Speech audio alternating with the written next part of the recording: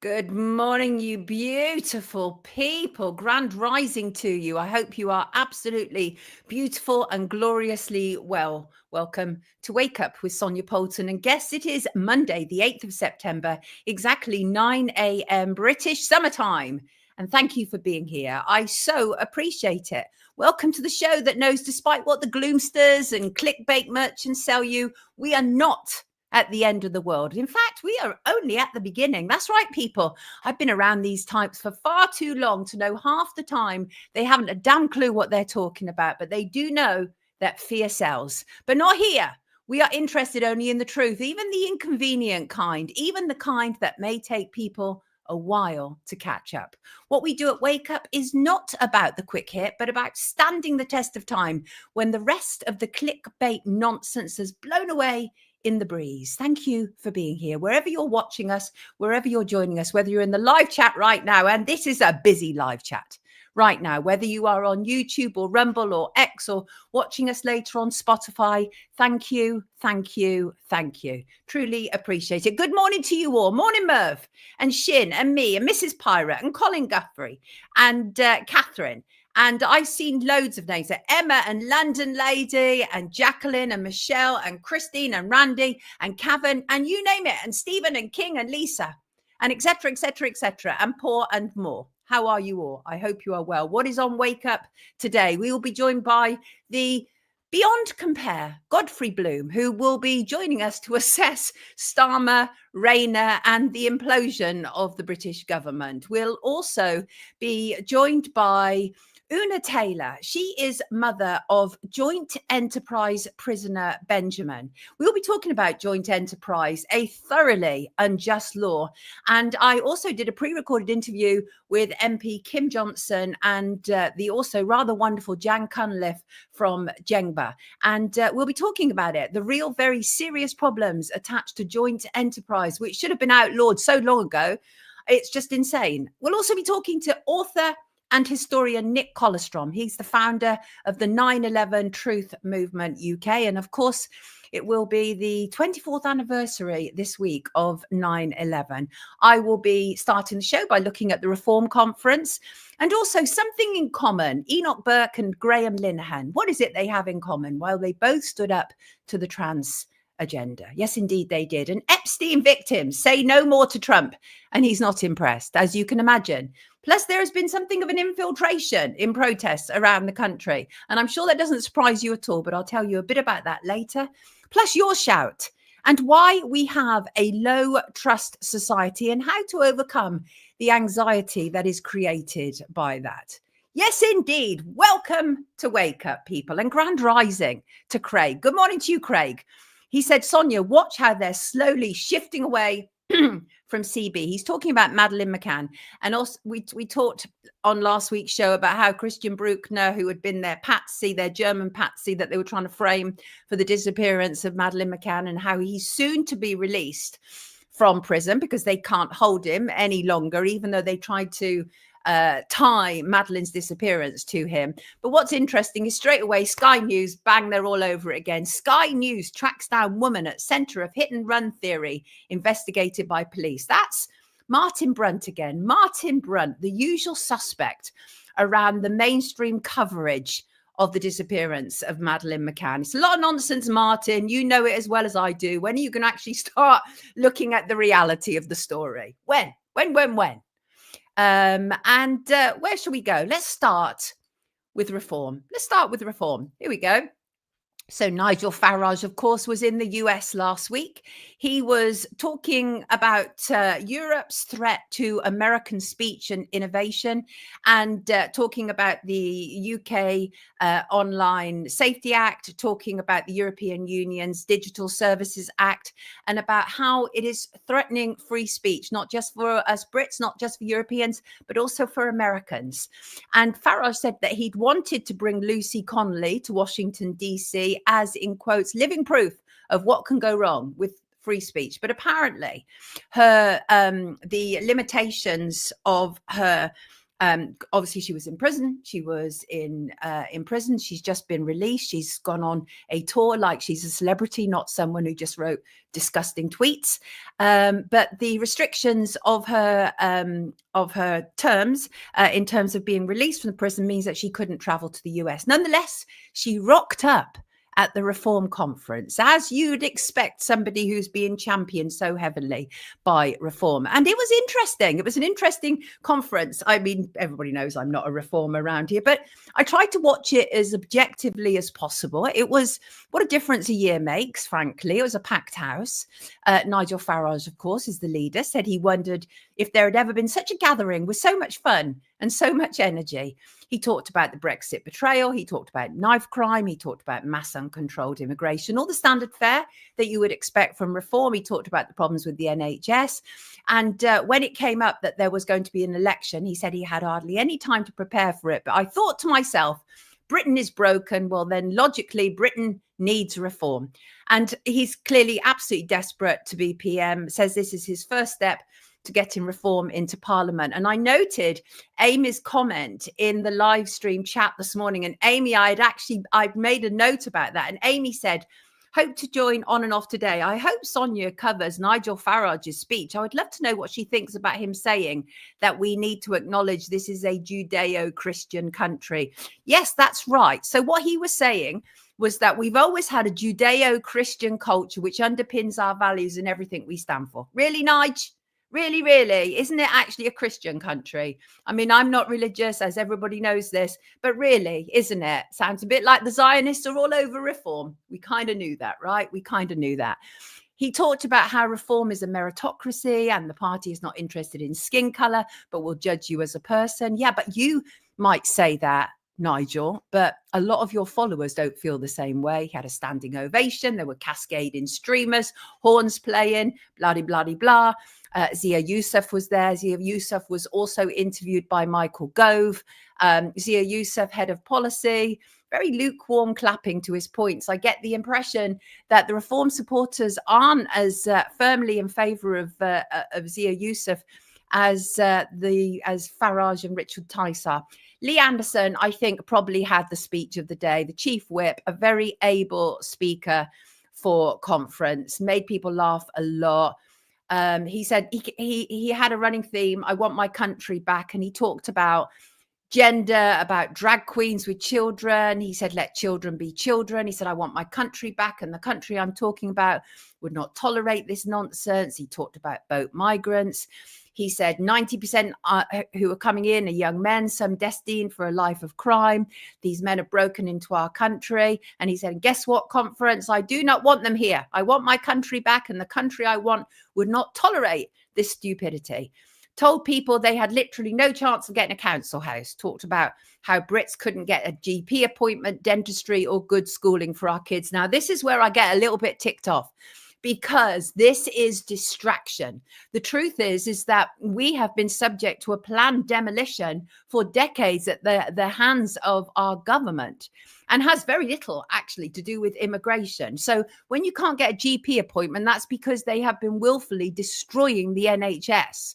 That's a fact. I covered that 12 years ago when they were selling off parts of it and privatizing it. So I think that's really important to focus where the true attention needs to be. But they're not interested in that necessarily. They're not interested in really going after the establishment, even though they like to place themselves as if they're some sort of anti-establishment party. But I don't think so. You've got Nigel Farage and Richard Tice amongst your number. That's not anti-establishment at all. Anyway, Lee Anderson went on to cuss the police, net zero, about taking the knee for Black Lives Matter, about Sadiq Khan, the mayor of London. I did enjoy what he had to say about Sadiq Khan. Actually, I loathe Sadiq Khan. I think he's an appalling representative for our wonderful capital city. And he's a terrible mayor with warped priorities. We know that his priorities are very much in line with the net zero agenda and him being the co-chair of the C40 cities. There was loads going on there. And at one stage, I'm pretty sure they were using music from the Glitter Band. I don't think it's a good look necessarily to use a soundtrack that a convicted predator such as Gary Glitter would once have sang to. I'm pretty sure there was some glitter band music playing there repeatedly, and that was to Tice and Anderson coming on and off. And Anne Widdecombe spoke. She's a spokesperson for immigration, expect all the usual stuff. Middleton, he said, I'm not here to trash you, or to thrash you rather. And why was he there? Even he said people must be asking. He said he knew about trust, about unity, how to keep the country safe. This is a man, of course, with a conviction for some violence, but he knows how to keep the country safe. So that's important. Then there was Richard Tice, actually probably one of the worst speakers, deputy leader, talked about oil and gas, about net zero, and talked about how we have a treasure under our feet in the UK, in our home, blah, blah, blah. But didn't he and his missus, Isabel Oakeshott, sod off to Dubai? Aren't they living in Dubai? It wasn't a great speech. Said he's going to win the next general election under Nigel and Zia's direction. First pledge is to scrap net zero. I support that. Talked about the quangos and the subsidies ending. Does the big, we're upsetting the establishment. No, you're not, Richard Tice. And I didn't hear one of them rail against mRNA, which they are absolutely averse to talking about. Yes, indeed. So interesting. It was very interesting.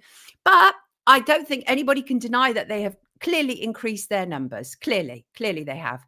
I want to bring in my first guest, somebody who knows rather a lot about politics. Let's bring him in. Here he is, the rather wonderful Godfrey Bloom, author, historian, banker, military lecturer, former member of the European Parliament. If anyone is equipped to take a good look at Labour and the implosion that's taking place, Godders, it is you. Good morning to you. Good morning to you, my dear. Good morning to you. Morning, everyone. What are we to make of it all? Is Labour in chaos? Is it all deliberate? There's this major reshuffle that's taken place. All of it, of course, hinged on the fact that the Deputy PM, Angela Rayner, resigned, didn't pay the right amount of stamp duty on her property. Then there's loads of stuff come out. She'd used money from compensation given to her disabled son by the NHS. What do you make of it all?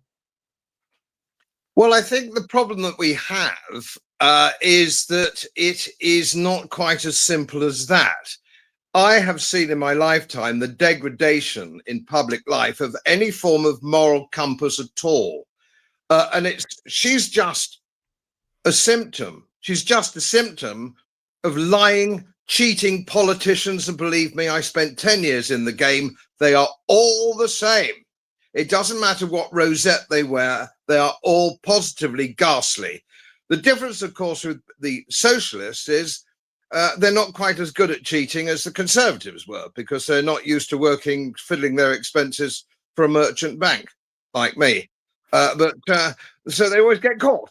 And of course, it's not just Angela Rayner, is it? We've got to look at the Chancellor, Rachel from Accounts. She lied on her CV too. She's also been reprimanded, and there's more to come, by the Supreme Court about her behaviour before the last budget. So Rachel Reeves is a wrong un. We know that Keir Starmer is a wrong un because he was part of covering all that up. And Labour's very easy in the last year because they've been upfront. It's the low-hanging fruit, the Labour Party, isn't it? It's the low-hanging fruit. It's easy. But what is also just important is that let's talk a minute about Boris Johnson, because there's talk about Boris Johnson coming back in a reformed Conservative Party coalition. There seems to be no shame. We all know that Boris Johnson is a sociopath. And you've only got to look at the peace agreement that we had in April 2002 in Turkey, which he went direct to Kiev to tear up. Now, here we have a man that is probably 600,000 young men dead since then, and civilians. He sleeps tight at night. And the fact that he can even be considered after this appalling debacle, but perhaps a political comeback, tells us, does it not, all about legacy media. Yes. It takes about legacy. The fact that they're not crucifying him in their editorials, left and right, is simply amazing. And this has been going on. This is not new. This is not new. We had Blair and the Iraq War, which was now, of course, come out as the entire thing was fake. We've got MI6 who are putting soldiers, British soldiers, which they denied and Parliament's denied and the Prime Minister denied, they've just been captured by the Russians, operational officers. And to be brutally frank with you, they shouldn't be there. There's no treaty agreement. And if the Russians shot them, they'd be within their legal rights. This is the kind of country that we've got. It's very interesting what you say there, because you're absolutely right. Corruption has been going on for an awful long time. That's why I do what I do. And it's also interesting that there is such a focus on Angela Rayner as one example when you talk about all these other corruptions that are also taking place. And Nadine Dorries has defected now, obviously, from the Tories to Reform. And it's her who says that Boris Johnson and Nigel Farage must come together. And I think one of the reasons why Boris Johnson remains so sort of popular within mainstream media, because he's one of theirs. He was one of theirs for a very long time. And I think that's the reality. They've continued to protect him. But do you think there is a degree of we kind of expect corruption from Tories, right? It's a given. It's what we expect. But we're taught not to expect it from Labour, as one example. It's like we know that the Sun is going to be shite, but we're taught that the Guardian is good. Do you take my point, Godders? Yes, I most certainly do. And I think that all changed with Blair. Blair, who is possibly the most devious and evil Machiavellian figure probably that we've had in this country in history, I would imagine. Now, I've got to pick up on that because I made a note of that too, because it all goes back to Blair. His Judicial Appointments Commission, which means now your very senior judges, your High Court judges, your Supreme Court, your Court of Appeal are full of Fabians, self-confessed Fabians, not a secret. No. So they make decisions based on politics. They are political appointments, and there's no getting rid of them. And they're all pretty dreadful people as well. The whole point of the principles of English law is that you have judiciary is not part of the party political system. They're completely separate, and you make your law, and the law should be interpreted and judged upon on that basis. You simply can't have a merger of the two, which is why we're getting I know you've got no time for her, and I don't even know the woman, but you can't possibly put people in prison for 2 years for a hurty tweet. You know. I completely agree with you. I don't have to like somebody or what they stand for to realize they've been subject to an unjust law. I completely agree with you. It's ridiculous. It's a ridiculous system. I get it. I really do. But I just wonder whether all of this chaos that we've been hit with over the last, it's been chaotic for a very long time. It's a new kind of chaos that has been introduced to us with Starmer's government. Obviously, the widespread censorship of our speech, of our ability to, our freedom to assemble, all of this stuff that's taking place. And that is very Fabian-esque. You're absolutely right, because obviously the Fabian society greatly influences what goes on within the Labour Party, which is now our governing party. But I just wonder whether it is really as chaotic within the Labour Party right now, or whether it's just all for show, because Yvette Cooper made an absolute pig's ear of everything as the Home Secretary. It's absolutely clear the woman is totally biased in favour of Zionism. And so I feel she had to be moved out. And what they did was they put in place the Justice Secretary, who only the day before had actually railed against what you just said there, saying we shouldn't be questioning judges' integrity. Did you see that with Shabana Mahmood? Yeah, and of course we've seen it in these situations with Jess Phillips. We just saw, didn't we? Who admitted that she knew about these so-called grooming gangs, because I can't use the R word because that will be censored off. So we all know, don't we, that they all knew about it. They all, on both sides of the political spectrum, knew about it, and it's been covered up, and it's still being covered up. So I remember I was born in 1949, and I remember quite well the affairs that were going on in the 50s and the 60s, Profumo. The deal was that if you were caught either with your hand in the till, or you were having an illicit relationship with a prostitute who might have access to secrets, or whatever it was, you resigned, you grew a false beard, put on dark glasses, and buggered off to Canada. That's what you did. But now They don't even go. And I raised the point of Angela Rayner again. I'm not the first to raise this, Sonia. It's all very well her resigning from being a deputy prime minister or this, that, and the other. She's still an MP. She's still an MP.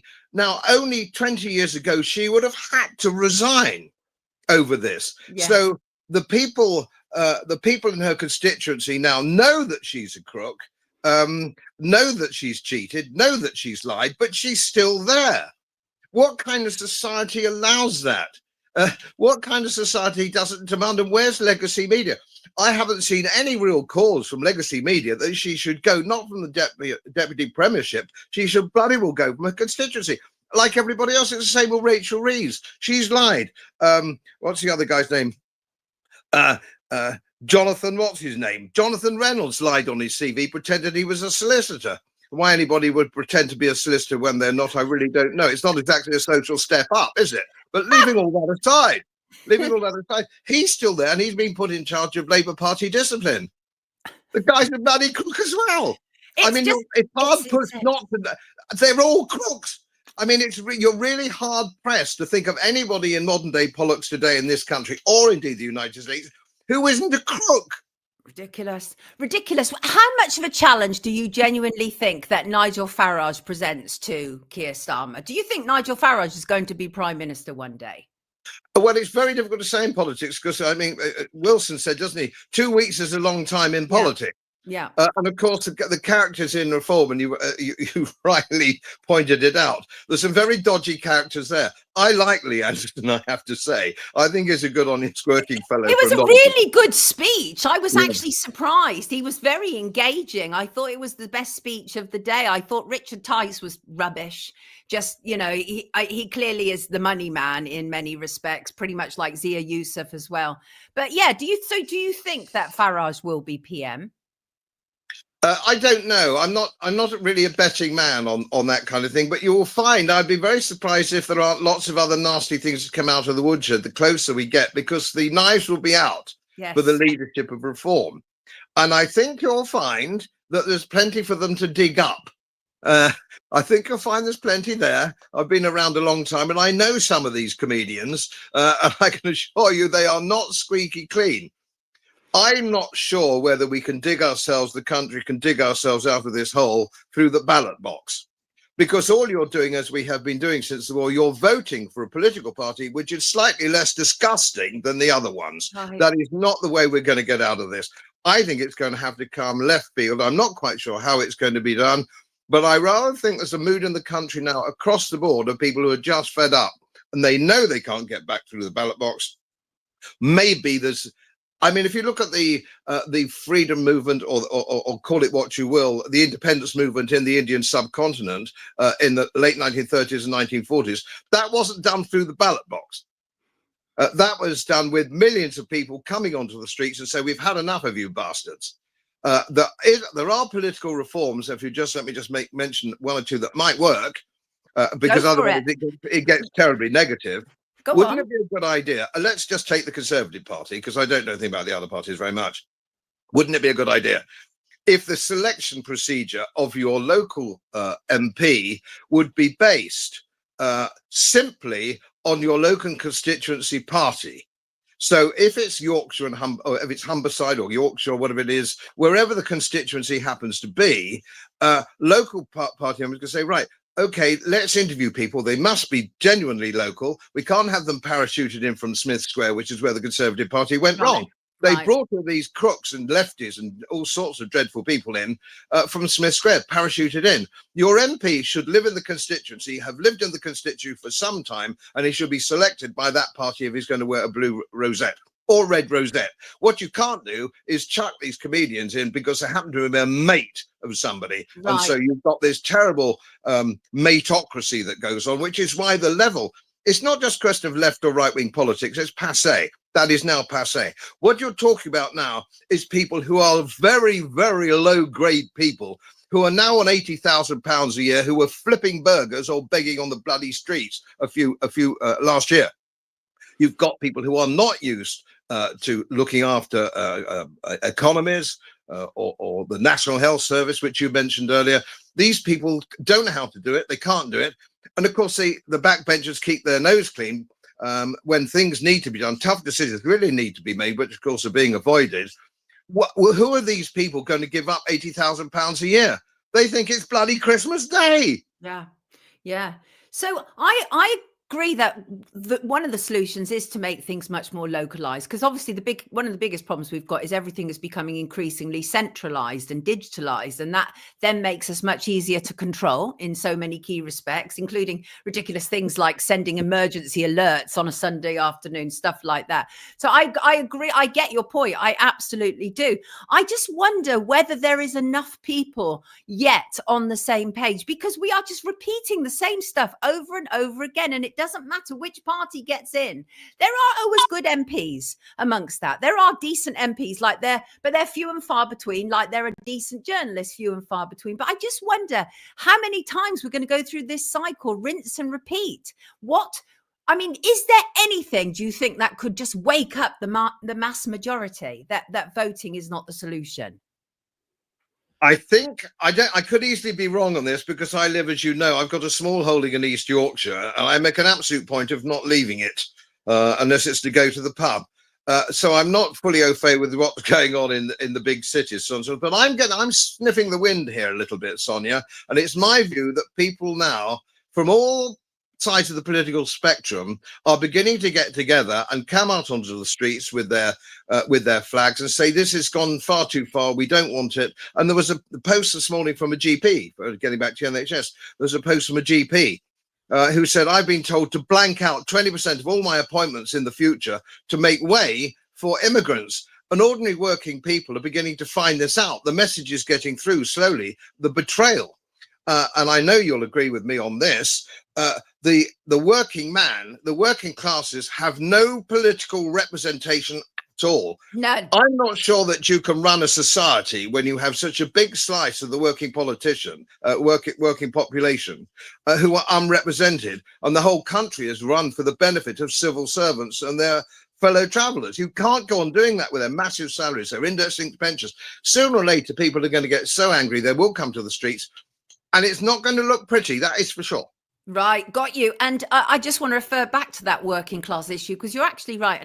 And shout out to you, Chris Smith. I picked up one of your tweets talking about this, because a lot of people say that they targeted Angela Rayner because she's working class. Well, they've said that repeatedly with her. And Chris Smith said it's nothing to do with being working class. Tory MPs got the same treatment. I remember Maria Miller going through the same treatment, actually. And Chris goes on to say she's using media and her disabled son to try to gain sympathy. She voted for cuts in disabled benefits. And that is the reality, is that they want us to believe that Angela Rayner is the true working class representation. But the problem is that she seemed to have kicked off those boots long time ago. And she's just another person in the trough, isn't she? The working class can kiss my ass. I've got the foreman's job at last. We've seen it over decades and decades and decades, haven't we? And I think it's absolutely appalling. I mean, my father was a sort of fairly big-wig local politician in London years ago. He used to get on much better from good old-fashioned working-class chaps representing the Labour Party as they did then, because they could all have a sherbet together. They'd all gone through the war together in different formats. And that's worked. And nobody got paid in local politics then. Nobody got paid. It was pro bono publico. So now we don't have that. I mean, the problem, I don't know, perhaps we ought to burn down Oxford University. Would that be a start? Of course, he's not suggesting that for 1 minute, Mr. Policeman. But I take your point, and you are one of the few people with any integrity. You refuse to take your pension from being an MEP, and that is so unusual. And that's why I know that you are someone absolutely with integrity. Let me read you some of the comments. Chris says, "Speaking truth as usual." And Shug said, "Thank you. God has been saying it all my life." And also, imagine if politicians had performance-based pay, they wouldn't earn a penny. Indeed. Synchronized Soul said, "Gotta love Godders." Indeed. And I think that sentiment is echoed over and over and over again. Godders, before you leave us, what are your thoughts about this week? Any more changes going on, do you reckon, in our government? My assessment, my brutal assessment, it really doesn't matter. You're just exchanging one crook for another. And that just shows when you're looking at that fellow Jonathan Reynolds just being promoted within the Labour Party. It doesn't matter. The problem is getting caught. And the watchword is, I think, for all political parties, is for goodness sake, don't get caught. Because if you get caught, we might take away your grace and favour house, or we might knock your salary down from £120,000 a year to £80,000 a year. It's not exactly clearing out the organ stables, is it? No. I think what we need to do is send some of these people to prison. And I said this in the European Parliament. I want to see bankers, central bankers, and politicians who put their hand in the till and degrade our society go to prison. Do a little bit of porridge. Yes, and so say all of us. What a wonderful note to end on, everybody. This is the redoubtable Godfrey Bloom, and it's wonderful to have him with us this Monday morning. Lovely to see you. Have a wonderful week, Godfrey. Take good care of yourself. Thank you so much. Thank you for joining us. Wonderful, wonderful. And I knew that he would not have a problem in calling it as it was. And thank you, Swiss Miss and Kath, for those early super chats, super stickers, whatever they're called. Thank you. I appreciate you muchly. Yes, I do. Say it as it is. Love it, Godders. And somebody said, what does Godders think about Israel? He's completely opposed to what's going on and Zionism. I've talked to him before about it. Thank you, Godfrey, you Bloom, says M. And so say all of us. And I'm going to very, very shortly be bringing in my next guest. But before I do, I just want a quick reminder, a bit of fun here. Intel lady, lovely Jen, who when I first started to platform her doing her Angela Rayner impersonation, people were like, well, what is this? What is this? But anyway, now she's all over the place. And I thought, let me just show a very quick clip of Jen impersonating both Angela Rayner and Yvette Cooper for my birthday wishes. Check it out. Proud Northerner and basically.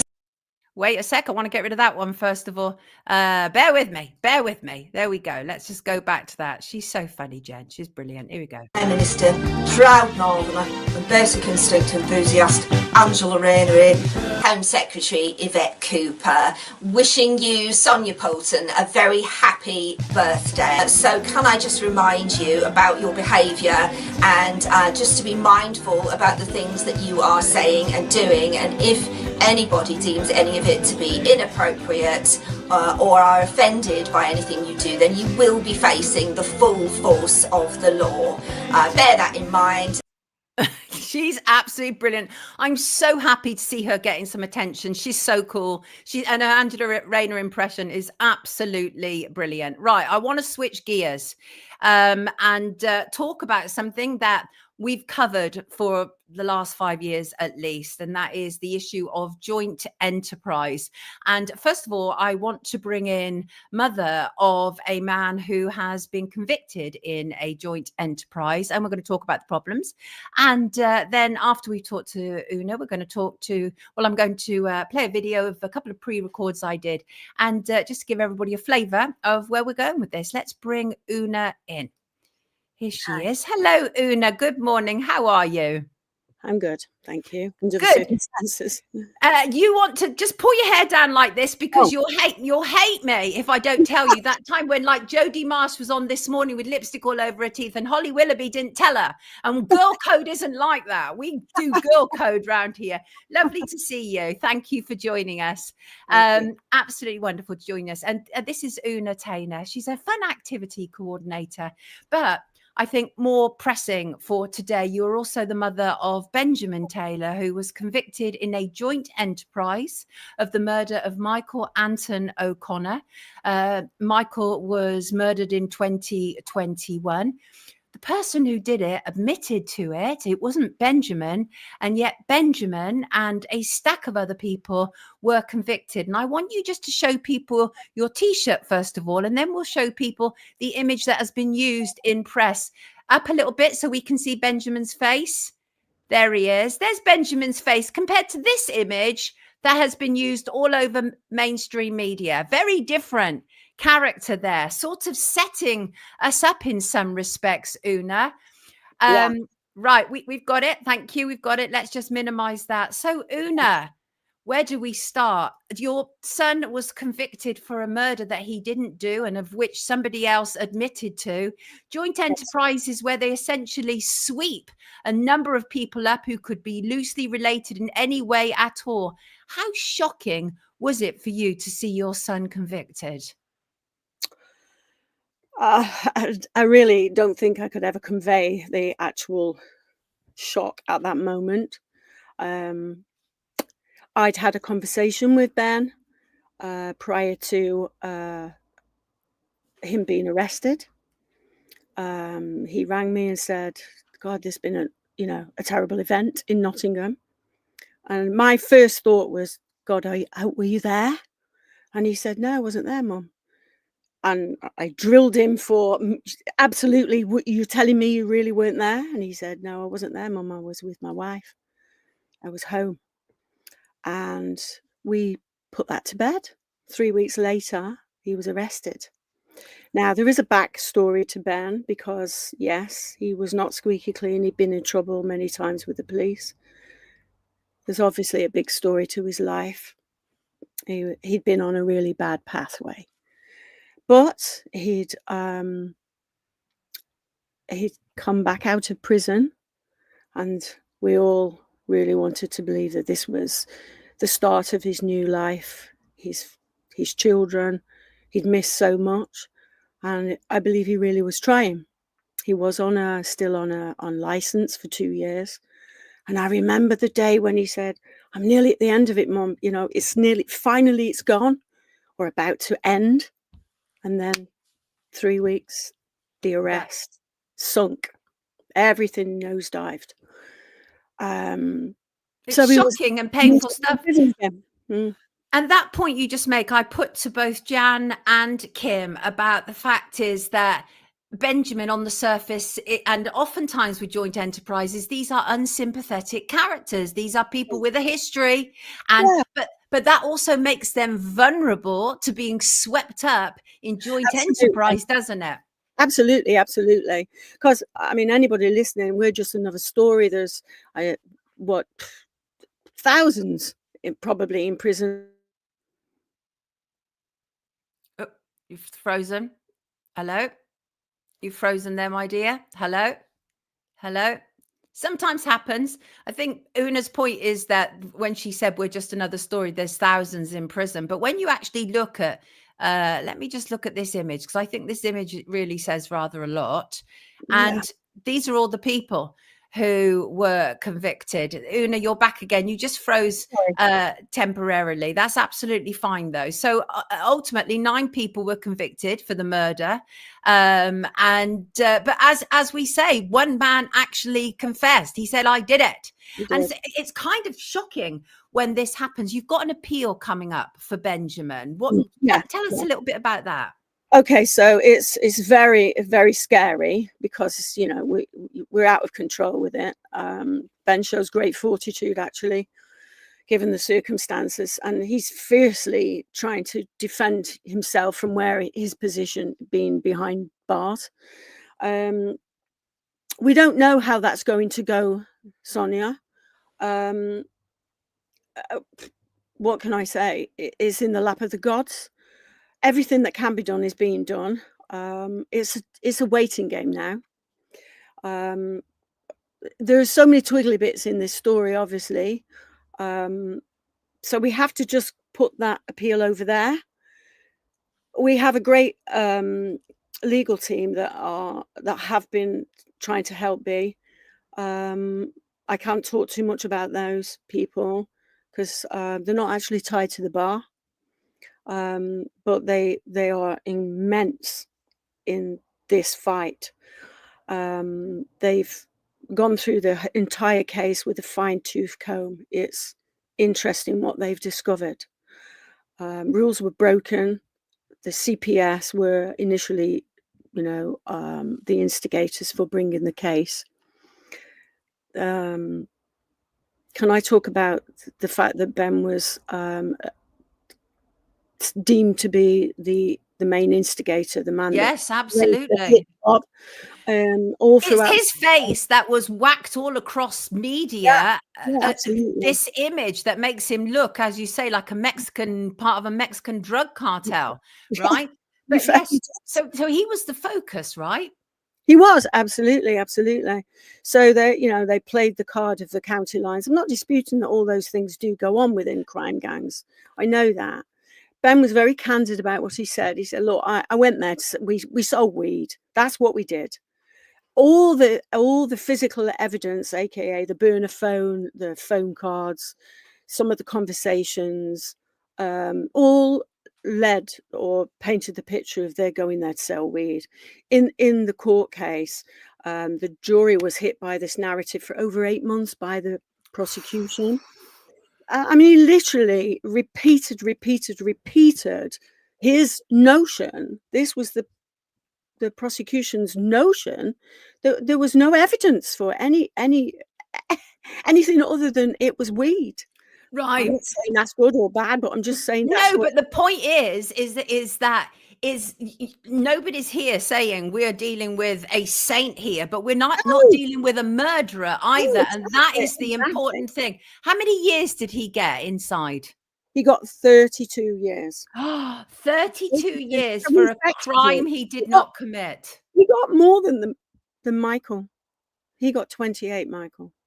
But they added on the fact that he'd been on license. So, we get that. He was still on license at the time of committing a crime. So all that is added to your sentence. So wait, just rewind on that. Your son got more prison time than the man who admitted to actually carrying out the murder. That's insane. How could that happen? How has this impacted the family? Because he's not only a husband, he's a father as well. He is. Can I read you this, if I might be permitted to? Sure.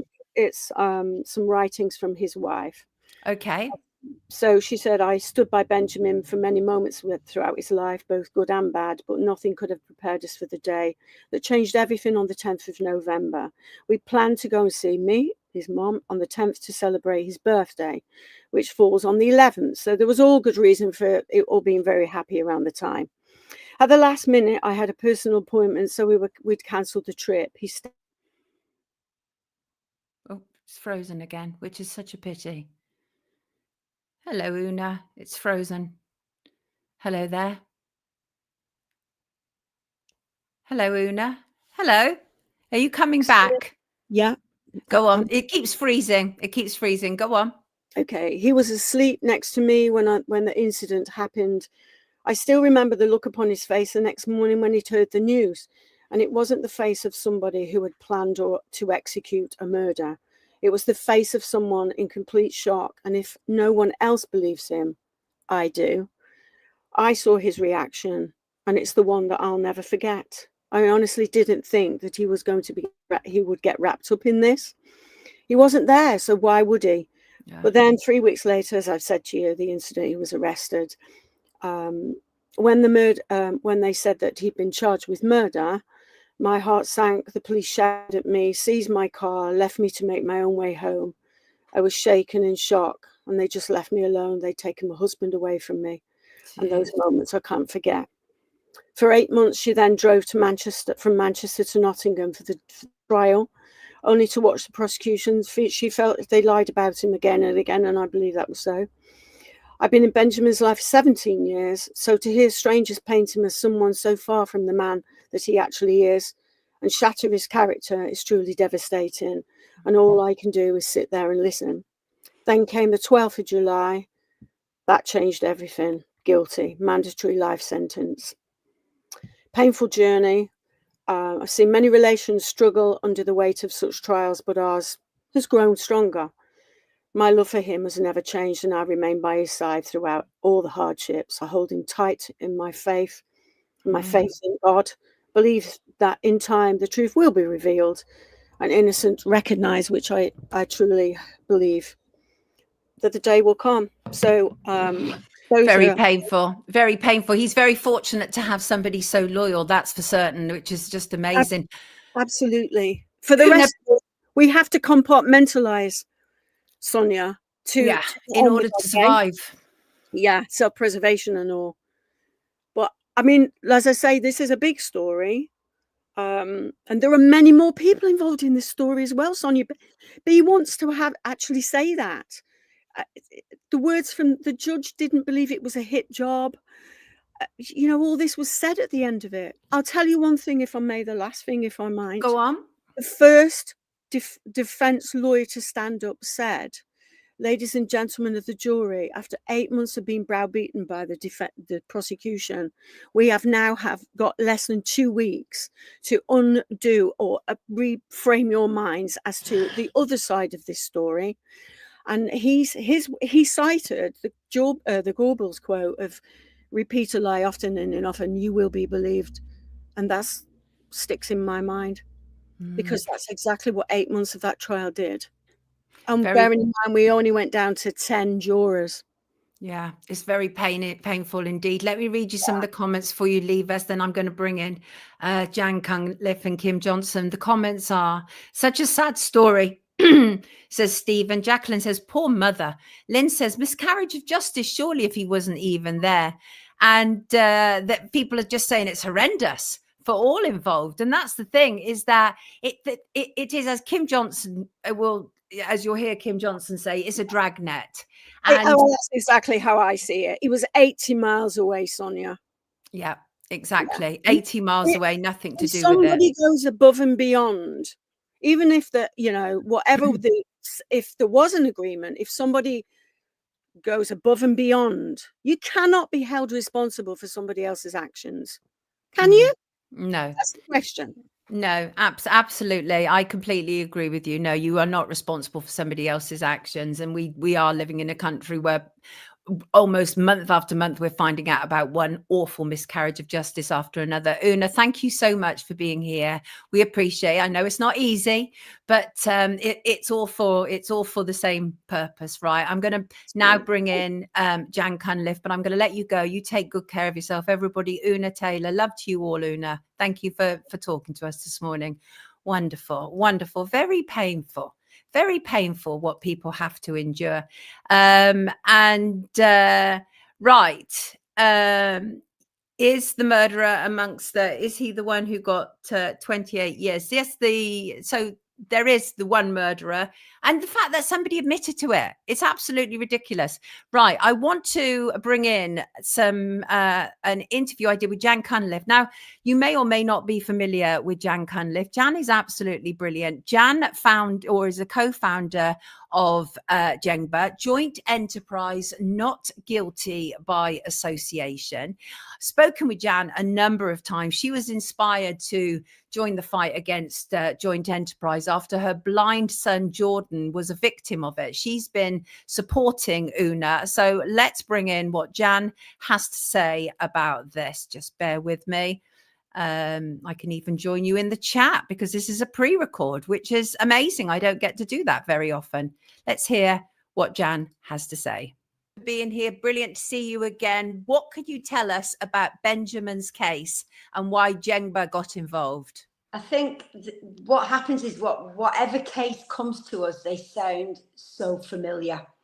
Very often you'll get a perpetrator, the person that's committed the crime, will go to the police station, will accept that they are the perpetrator, they're the one that's done it, they'll plead guilty at the earliest opportunity, and you think that it's all over. Many cases, it's very, very clear who the perpetrator is. And in lots of cases, and in particular Ben's case as well, the person that killed the victim held their hands up and accepted that that's what they'd done. In that kind of scenario, you think it's all over. You think there'll be a trial. You think that maybe you might be a witness for the prosecution. And most people, when something terrible happens, want to do the best to help. And that's what we all expect people to do. But what happens with joint enterprise is it doesn't end there. There has to be a trial, even when someone accepts that they've done a terrible deed. And as in the case of Ben, rather than finding the whole truth and nothing but the truth, the prosecutor decided to bring in a whole other bunch of other people and risk their lives, their futures, by trying to get a murder conviction for them all. And in this case, the prosecutor was successful. And very often they are successful in these types of cases because the level of evidence that you need is so tiny and so far away from what the public would imagine that a conviction is very easy to gain, and that sadly, it's the go-to weapon or the go-to tool for a prosecutor. It's a lazy law, it's a really lazy tactic, and it's a really good way of prosecuting and convicting lots of people for the same crime. It's absolutely horrendous. I mean, it truly is. I was reading some of what Ben has had to say about it. He said eventually, because you just talked there about how there was such a similarity to it, to all the other cases that you deal with. And he talked about eventually we ended up with 10 all white jurors.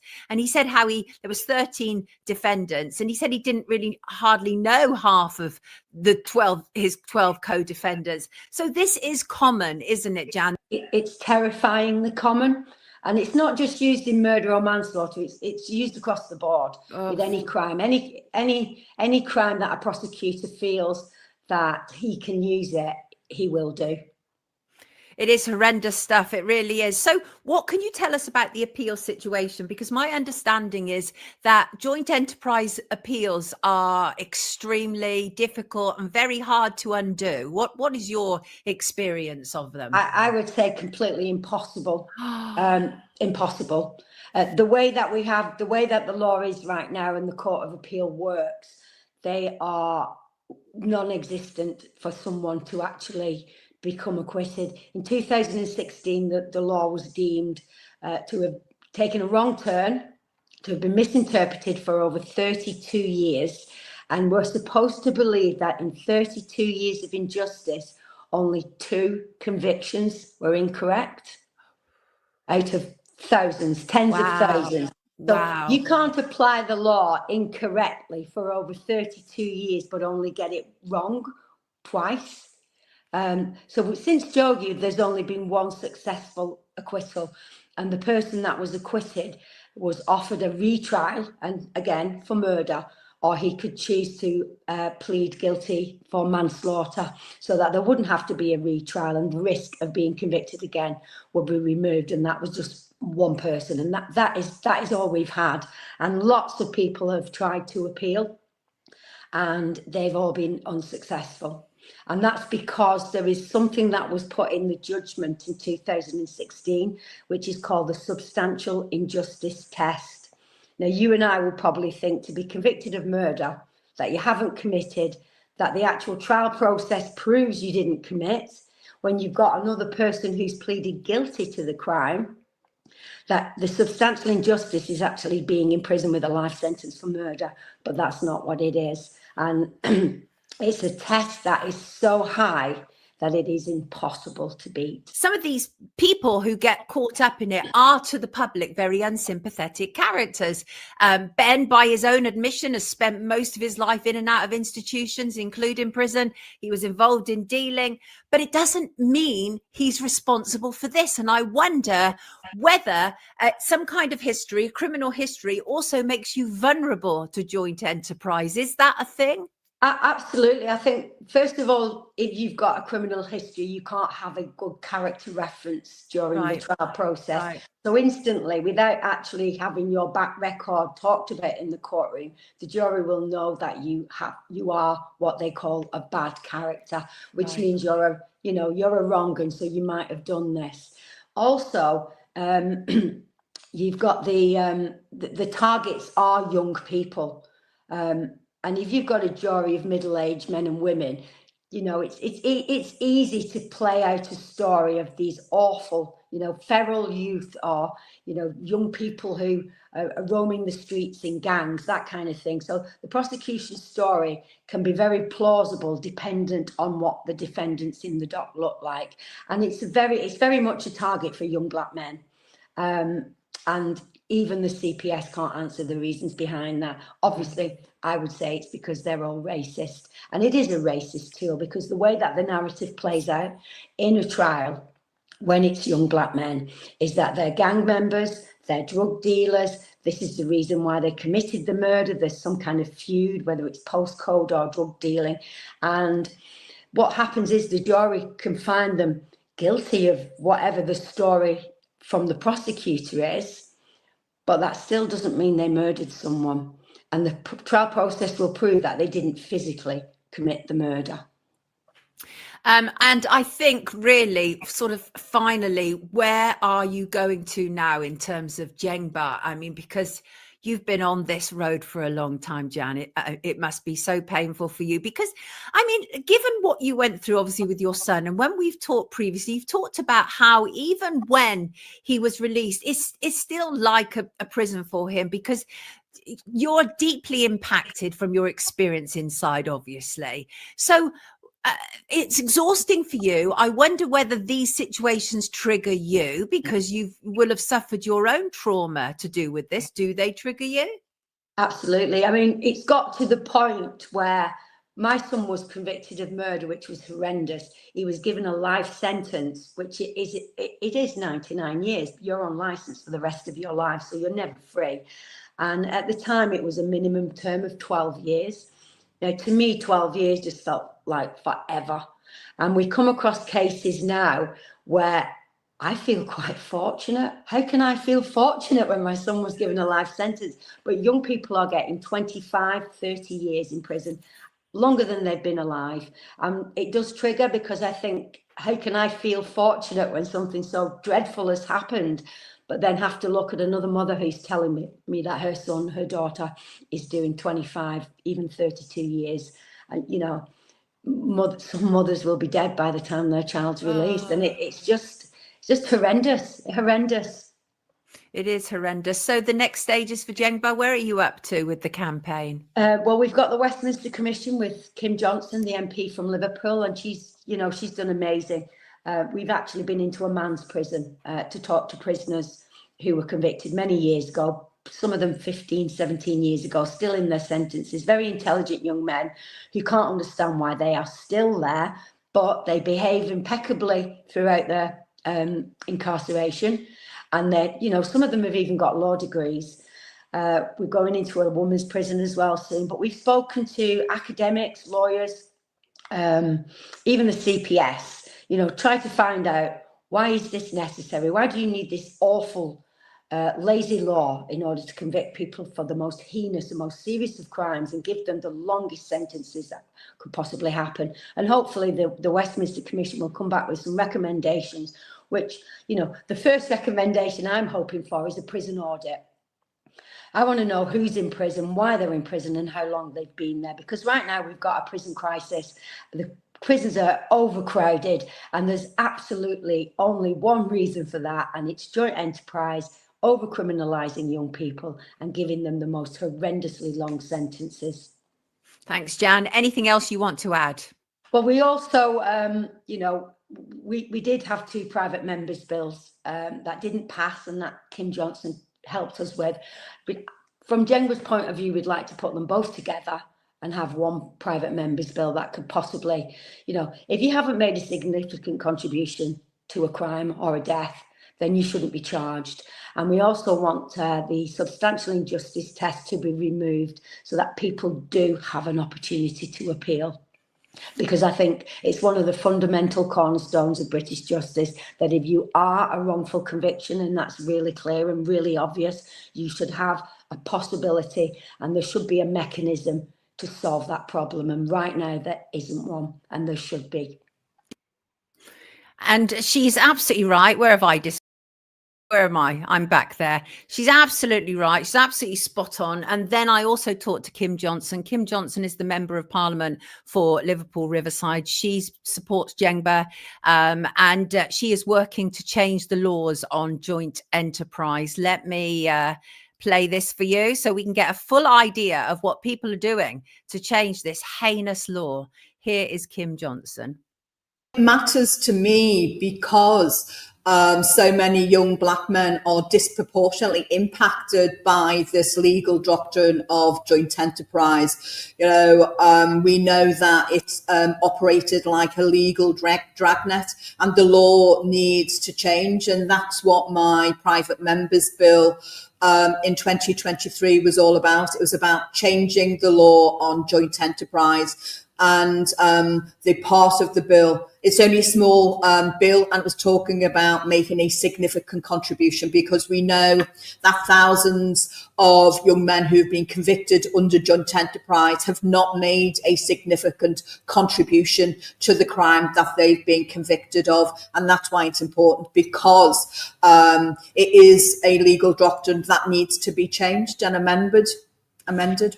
You've talked about inadmissible evidence that is used at trial against these men to convict them of JE. Is that the biggest issue, inadmissible evidence, or are there other factors that we should be aware of? I think there are other factors, because we know that the police and the crime prosecution service have often, in these cases, no compelling evidence. And what they tend to do often, unfortunately, is to convict these men using a gang narrative. We're dealing with racial stereotyping from the beginning to the end. And we know that Black people are overrepresented and disproportionately impacted within the criminal justice system.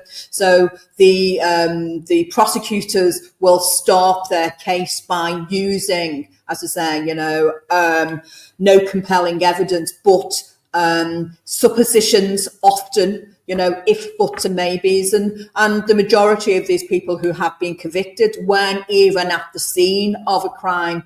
And in some cases, particularly the case that we're going to be talking about today, we have people who have admitted to the crime. One person is responsible for the murder or the manslaughter, and yet we've got groups of young men being committed under secondary liability, that had no connection whatsoever. Could be 80 miles away, could be sleeping in the bed or whatever, and this is the injustice that we're dealing with at the moment. This is a fact that so many are incarcerated for, long periods of time, upwards of 25 years. And in the case we're going to be talking about, 32 years, for something that they haven't committed. I met with a group of young men in a prison recently as part of the Westminster Commission. And hearing their stories, it's just... It's tragic, is what I would say, Sonia, in terms of, there was, 10, 11 men in the room with very similar stories to be told. They didn't commit, evidence was fabricated, and the prosecutor used a drip approach to jury and swayed the jury in that way with, as I say, this inadmissible evidence. It's really sad, because obviously one of the things that you've talked about, and which we're both aware of, is the issue of race that is very prevalent within joint enterprise. But it's also, I think there's a problem from the perspective of the public. I think it's quite difficult to get the public on side, because on the surface, oftentimes the people who are caught up in this dragnet, as you describe it, they appear to be very unsympathetic characters. Benjamin Taylor, who we are talking about today, by his own admission, has been in and out of one institution after another. He's been involved in, selling various drugs and everything. But the high chances that he has absolutely nothing to do with this. So how do we separate that out, Kim? Do you take my point that it's very difficult to get people to realize that he may be responsible for a million things, but he's not responsible for this? And I think that is the situation with joint enterprise, and speaking to families and people who have been convicted, is, they will say, I have been involved. I might have gone to burgle a property, and I'll throw my hands up and say, yeah, that's what I was doing, but I did not commit this murder.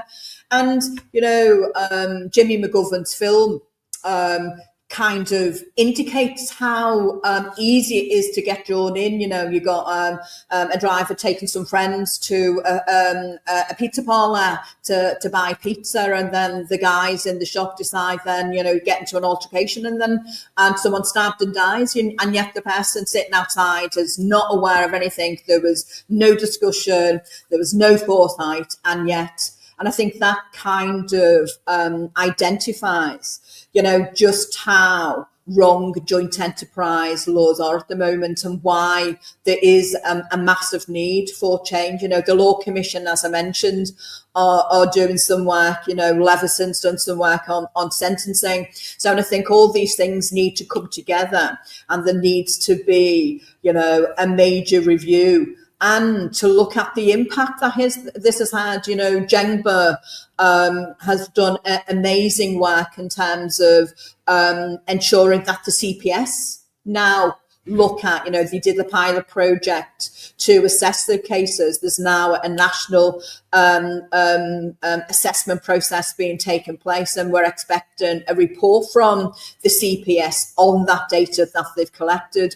The CPS are more aware of the impact of joint enterprise. They've been working with Nisha Waller, and her book, The Legal Dragnet. She's been in to do some work with members of staff within the CPS to widen their understanding and their awareness of, and I think more work needs to be done in terms of prosecutors and joint enterprise. And I think, you raised the case about Anton, and I think, from my understanding and talking to families and people who've been prosecuted, is that, a lot of the people who have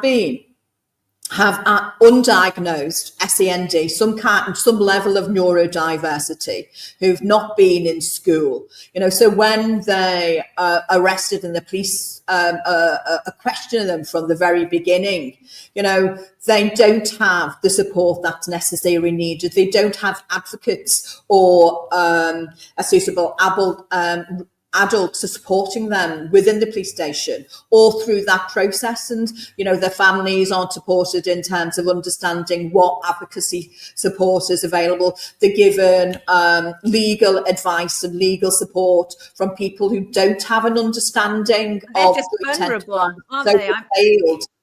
They failed from the beginning. They really are. They're vulnerable to the system. And also, as you highlight, they're there, but for the grace of God, go any of us. We all could be in the wrong place at the wrong time and get caught up in this. You don't need to have a criminal history. Finally, Kim, the Westminster Commission, can you give us any dates and what to look out for regarding it? So we've had, so we're looking to produce a report within 18 months. So we've had a couple of sessions with various stakeholders. I've met with young men in prison. We're looking to do another session this week, in fact, with women, a women's prison.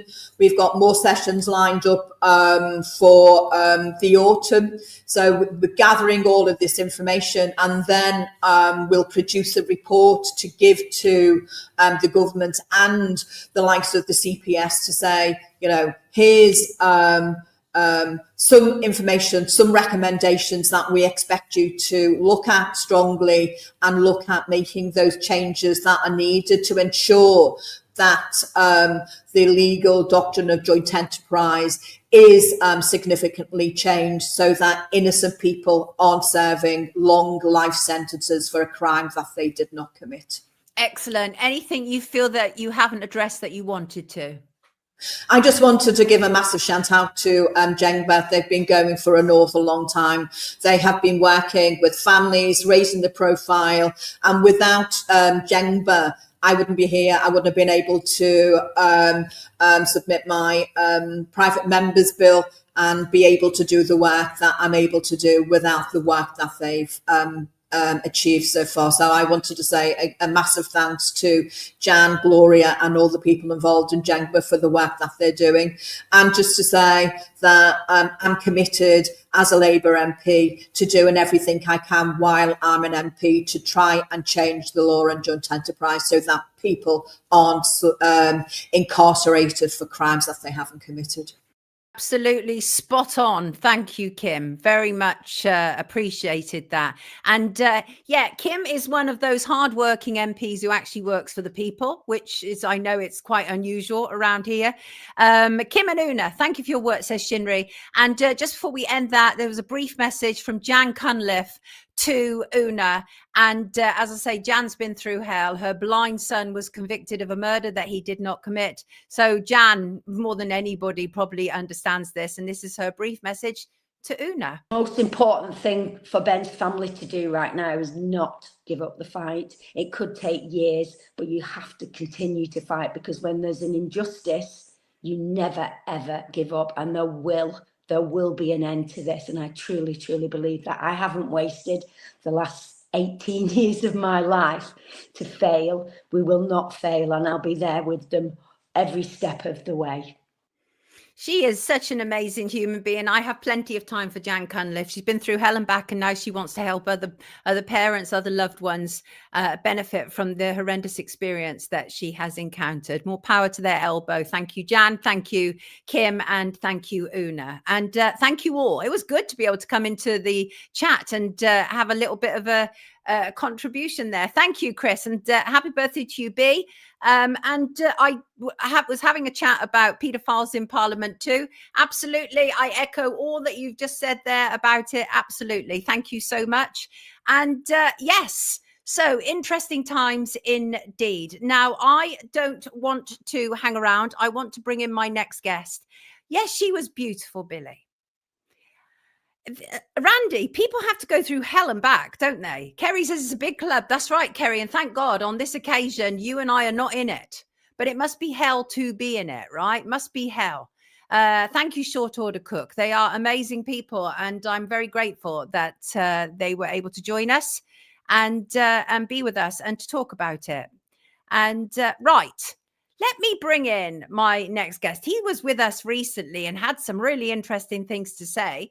And I many people said, "Babe, can you please bring him back?" And I was like, well, yeah, absolutely. So here he is. Let's bring him in. Here he is. Nick Kollerstrom, historian and author, and actually a troublemaker, but a really good one for all the right reasons. How are you, Nick?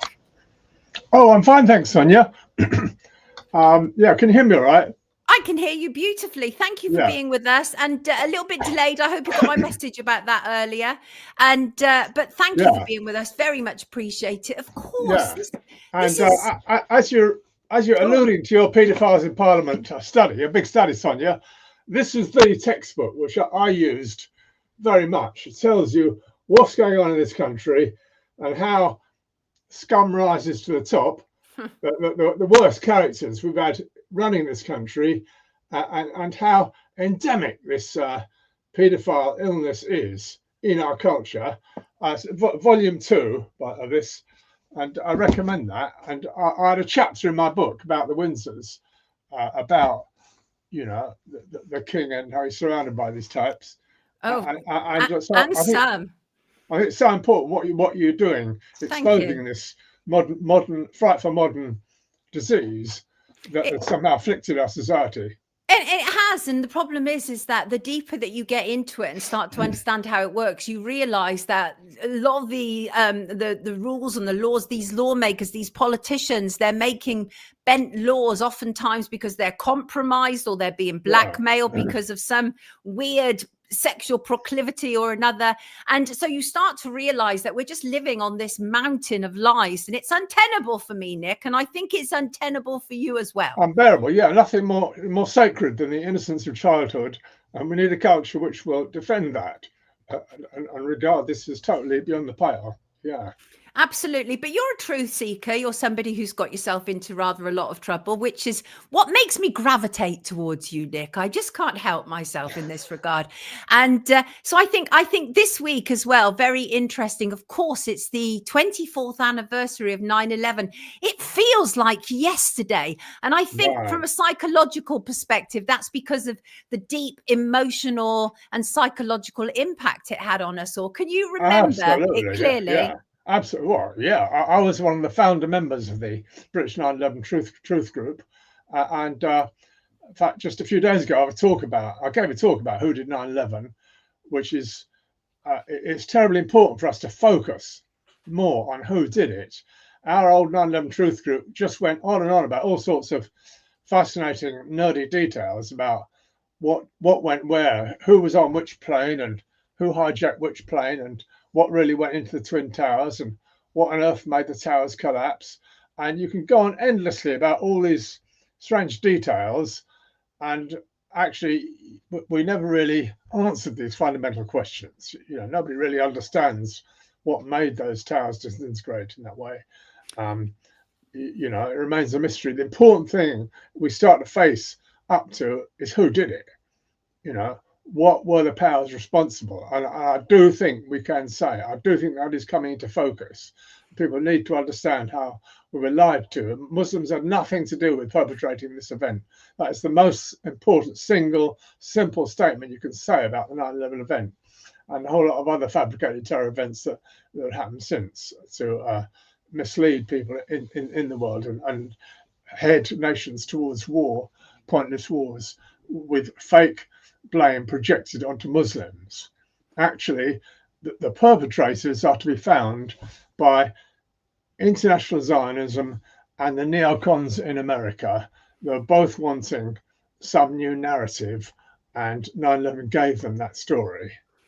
It kicked off a whole lot. So the official narrative is that 19 terrorists hijacked 4 commercial airliners, crashed the first 2 into the Twin Towers of the World Trade Center, the third into the Pentagon. And then there was one that I think went down in a field in Arlington, Virginia. Oh, no, it was rural Pennsylvania. That's right. Yeah, that's right. Yeah. That's what happened. 2,977 people killed, thousands injured. It changed our world, didn't it? And flying was never the same ever again. But you're saying the entire official narrative is bunkum? But bogus, yeah. I mean, of those 19 hijackers, 8 of them complained that they were still alive, and they were in Saudi Arabia, and it had just been the theft of passport, theft of identity, to make it look as if they could be blamed. And in fact, the planes that were supposed to be hijacked there, they've got numbers tattooed on their frames, were actually still there. It was a conjuring trick. It was a very clever, it was an awesome conjuring trick. All 4 crash sites, not one of them had credible wreckage of a passenger plane.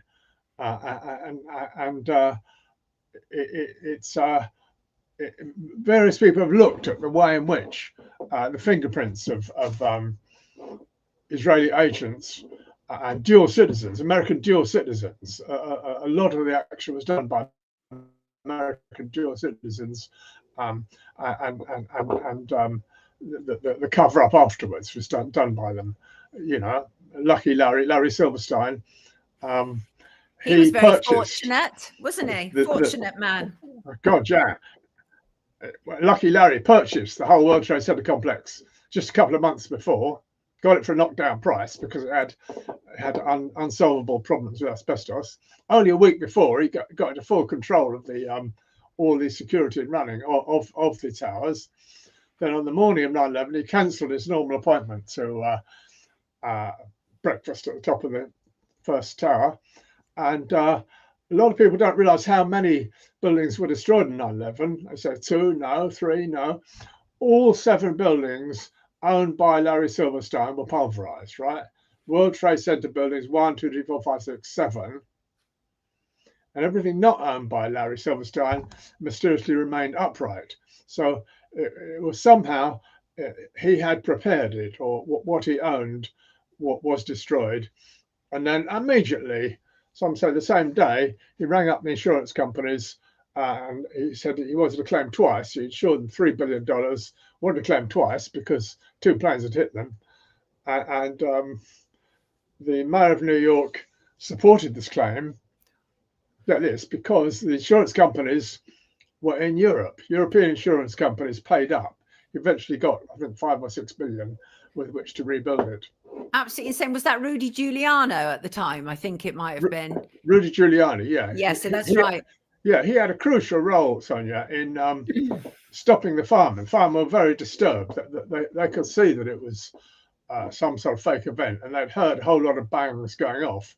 Because a lot of them had died in the towers because nobody had ever heard of towers collapsing from fire. So the firemen confidently went in to rescue people, and suddenly the towers collapsed. So they were obviously very disturbed, and Giuliani managed to quiet them down and eventually ban anyone from going to Ground Zero. the fireman had heard a whole sequence of bangs going off as the towers collapsed. And so they didn't believe the come down by aeroplane impacts. And Giuliani had a key role in covering it up, I'd say. But he must have known what was going to happen, you know. I mean, there were key Americans like Dick Cheney, obviously Bush, Rumsfeld, who knew what was going to happen. They knew in advance. But I'm not quite sure if they were the chief perpetrators, you know. They didn't as such have motive. But if they knew, they're still complicit, obviously, because, you know, they're still complicit. So a couple of things straight off the bat, really. First of all, about building number 7, many people believe that building number 7 is the most obvious smoking gun because obviously it wasn't hit by anything and yet it collapsed. What are your thoughts? Well, building 7 was meant to come down in the morning, you see, 11 o'clock. Everything was smouldering and tons of smoke everywhere. It would have collapsed to be part of the general drama, okay? But something went wrong and it kept smoking away during the hours of the afternoon.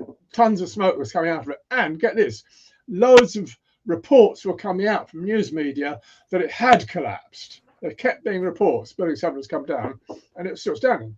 Famously, Jane Stanley, the BBC reporter, was in front of building 7. This was a few minutes before it came down, and reported that it had come down. And you could see the building behind her, the poor woman. And why did it happen? That happened because it was scheduled to come down in the morning. So all the reports, pre-prepared reports, were there, you see. And they finally got it to collapse at 4 o'clock in the afternoon, so it was conspicuous. It was absurd. It was an absurd event. It was just smouldering. There were hardly any fires. The fires that had been had gone out, so it wasn't at all credible that fires would have made it collapse. And suddenly it comes right down exactly into its own footprint, so that the post office on the other side of the road is still there. 40-odd story building. It was amazing the way it could collapse so exactly. And so that was the bit of the story that, as it were, went wrong. As you point out, what goes wrong in narratives often gives you a key to looking at things. Yeah, exactly. What's been going on? So obviously you formed the UK Truth Movement around this. You've written at least one book, Who Did 9/11? So Nick, give us some indication as to why you think this happened in the first place. Oh, well, that's a heavy number. I know. But it's such an obvious question for people, right? And that is, if it was an inside job, right, why would they do it? Right. Well, let me give you 2 different points of view. From America's point of view, the war against communism had ended in 1990. There were no longer Reds under the beds, and America needed an explanation. What were 800 military bases doing all around the world if it wasn't fighting communism anymore? So there was a grave danger of peace breaking out. You know, that's what people expected after the fall of the Iron Curtain and the end of communism. So they just stated a new enemy image. They needed a new enemy, and the new enemy was going to be Muslims, and that enabled them to bomb and invade a whole lot of Muslim countries. So from America's point of view, if you say it's a country that has to have an enemy to survive, and it always has had an enemy,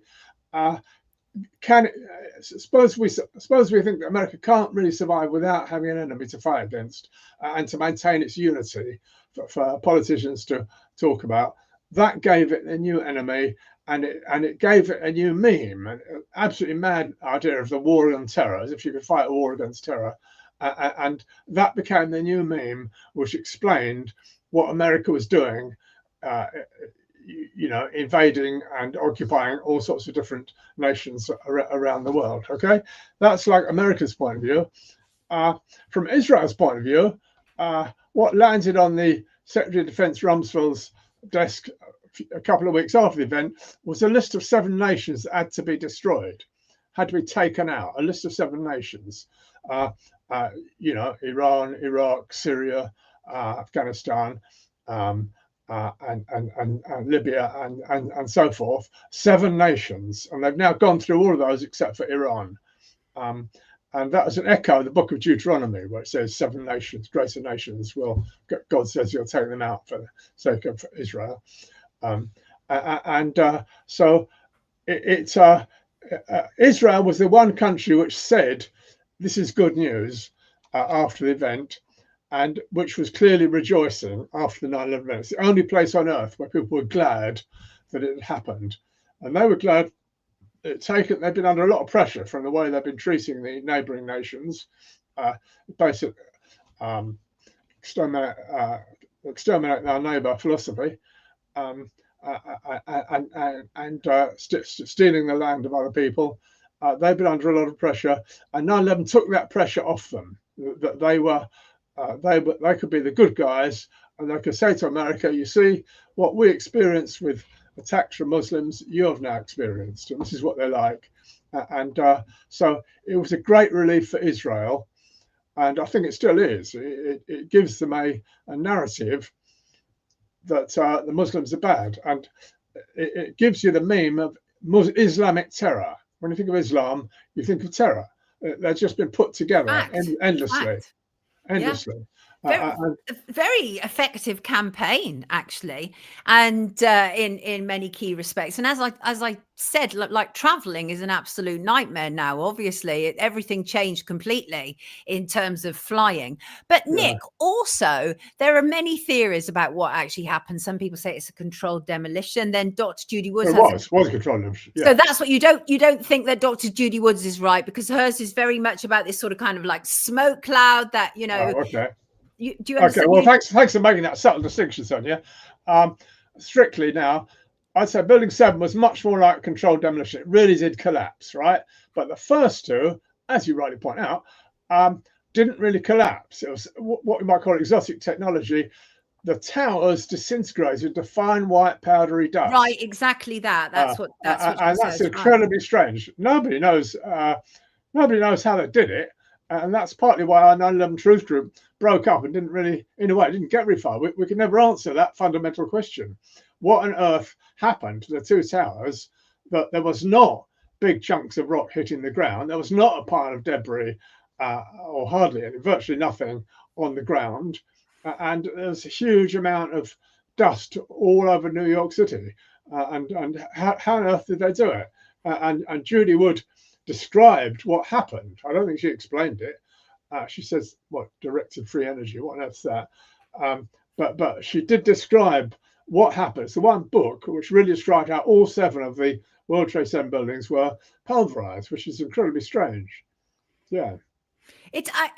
I wonder whether we're ever going to get to the bottom of this, because I don't know whether it was you who said it or somebody earlier, but if you're going to tell a lie, make it big.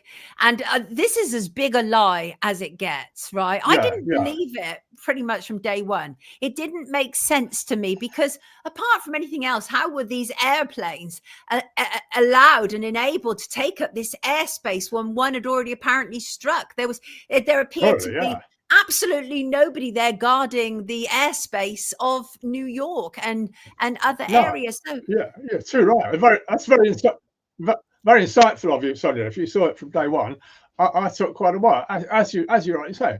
The fact that these planes could fly through highly protected airspace, the idea of a plane just flying towards the Pentagon and not being intercepted is quite absurd. And there's the famous line, "Is this a drill?" That the airline monitors were watching their screens, and they're seeing these blips of all sorts of war games going on, you see. And around 9/11, there were various war games going on. Oh, it's just a drill. Yeah. Oh, it's not a real plane. No, you're just seeing it on your screen. And what was real? What did really happen? Did a real plane go into those towers? Possibly not. Possibly not. Was it filmed? So we're still baffled. We are still baffled, and it seems too huge for some people to contemplate the idea that there might not have been planes. That seems absolutely massive for people. And also, Nick, but even more absurd is the idea that those clueless 19 Muslims, they'd hardly had any flying experience, that were ones who were named. They'd been in a Florida little planes. They're probably training for smuggling drugs into America, the planes they were flying, rudimentary flying skills. And the idea that Osama bin Laden, who was then dying of kidney failure in Tora Bora Mountains in Afghanistan. He'd been in a hospital. They knew he was dying. He was on kidney dialysis. The idea that he could somehow have masterminded it. He put out several statements saying he hadn't done it, but those were ignored. And loads of fake videos and recordings allegedly of him confessing and or warning America were put out. I mean, it was all bogus. So I don't think the Muslim hijacker thing is ever was at all credible, you know. Right. And yet it is the official narrative that this week they'll all be going out, won't they? They'll be commemorating, obviously, the dead. I mean, there's terrible, terrible stuff. Also, Nick, on that day, how much debt was written off or lost? Yeah, well, there was the main debt in one of the floors of Building 7 that was destroyed was written off. Yeah, quite right. I think in the Pentagon, the accounting, there'd been a big, huge financial scandal, and they made sure to hit the side of the Pentagon, not the side where the top brass was staying in, but the other side where there was a lot of the finances were being reckoned. So it did wipe out a lot of debt. Yeah, there's also mysterious stories. A lot of gold was stored in Building 4 that was, I think, quickly removed before the plane struck. S makes a very good point here, and that was, do you remember how they shuttled the Bin Laden family out of America? Do you remember that? Yeah. Flew them straight out, didn't they? Because Daddy George Bush was really pally with the Bin Ladens, really good terms, and that they banned all planes on the morning of 9/11. All flying was prohibited, wasn't it? And all planes had to stay down in the airports, and yet the special plane to take the Bin Ladens out of America was flown. Yeah, people wondered how did that come about? Yeah. It's such a curious state of affairs. But Nick, do you think we'll ever know the truth? I mean, do you think the truth will ever I think be the acknowledged? first thing we need is a desire to find out. Right. I mean, all that happened with us lot. You know, 9/11 Truth Group, we'd be ridiculed by the media or ignored and scoffed at. We were facing impossibly difficult problems with the deception involved and the, I would say, exotic technology they must have used. I mean, ever since then, we've had a whole series of European fabricated terror events with falsely blaming Muslims, terrific series of them. And how come the media do not doubt this at all? How come we are media which cannot doubt this? It's captured. You know? It has to be a captured media. Yeah. It has to be. Totally captured, yeah. Where Am I says, what about the Mossad agents? Yeah, well, okay, the dancing Israelis. Yeah, thank you. These were the most obvious manifestation of who did it you could possibly imagine.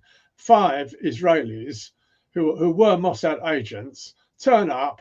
They're just by the Hudson River, and they turn up before the towers collapse. They set up their cameras, and they film it, and they're seen rejoicing and dancing.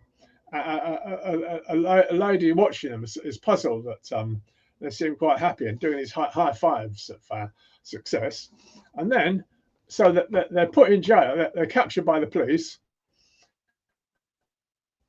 Some moving, they've got some front company they're part of, and they're given lie detector tests, which they fail. They're obviously lying, and then they, despite that, they're eventually hustled off back to Israel. Okay, and on Israel TV, they explain what they're doing. They said we were there to record the event.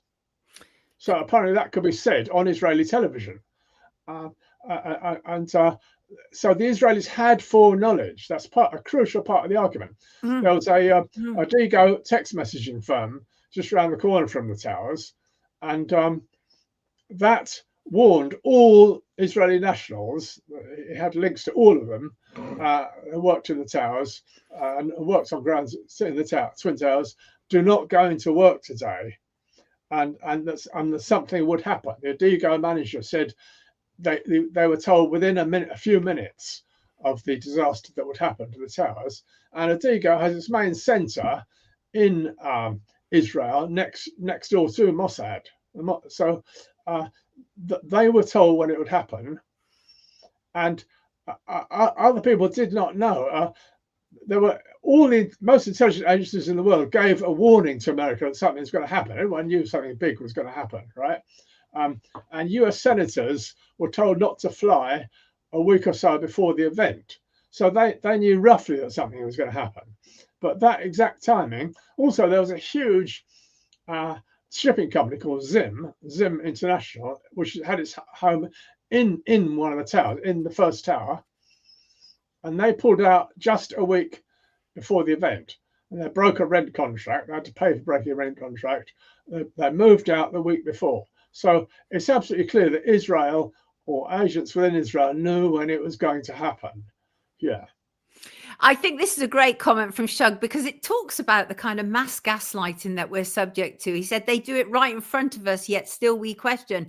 And that is exactly what happened. My daughter, for a period of time, was home educated, and part of her education was for her to look into 9/11. I was absolutely determined my daughter would not be force-fed that diabolical dross. No, absolutely not. I'm just absolutely awful, horrendous stuff. So, Nick, I want to turn on to something more positive to kind of end our discussion today, because as you say, you could strike an optimistic note about something going on in Ukraine or to do with Russia. Talk to me. Oh yeah, this is a wonderful moment. Not Ukraine, but in Asia, a tremendous new unity and synthesis of glorious ancient cultures: India, Iran, Persia, China, and Russia. And they're all very profound ancient cultures, and generally, I mean, perhaps I could say this get together. It was SCO.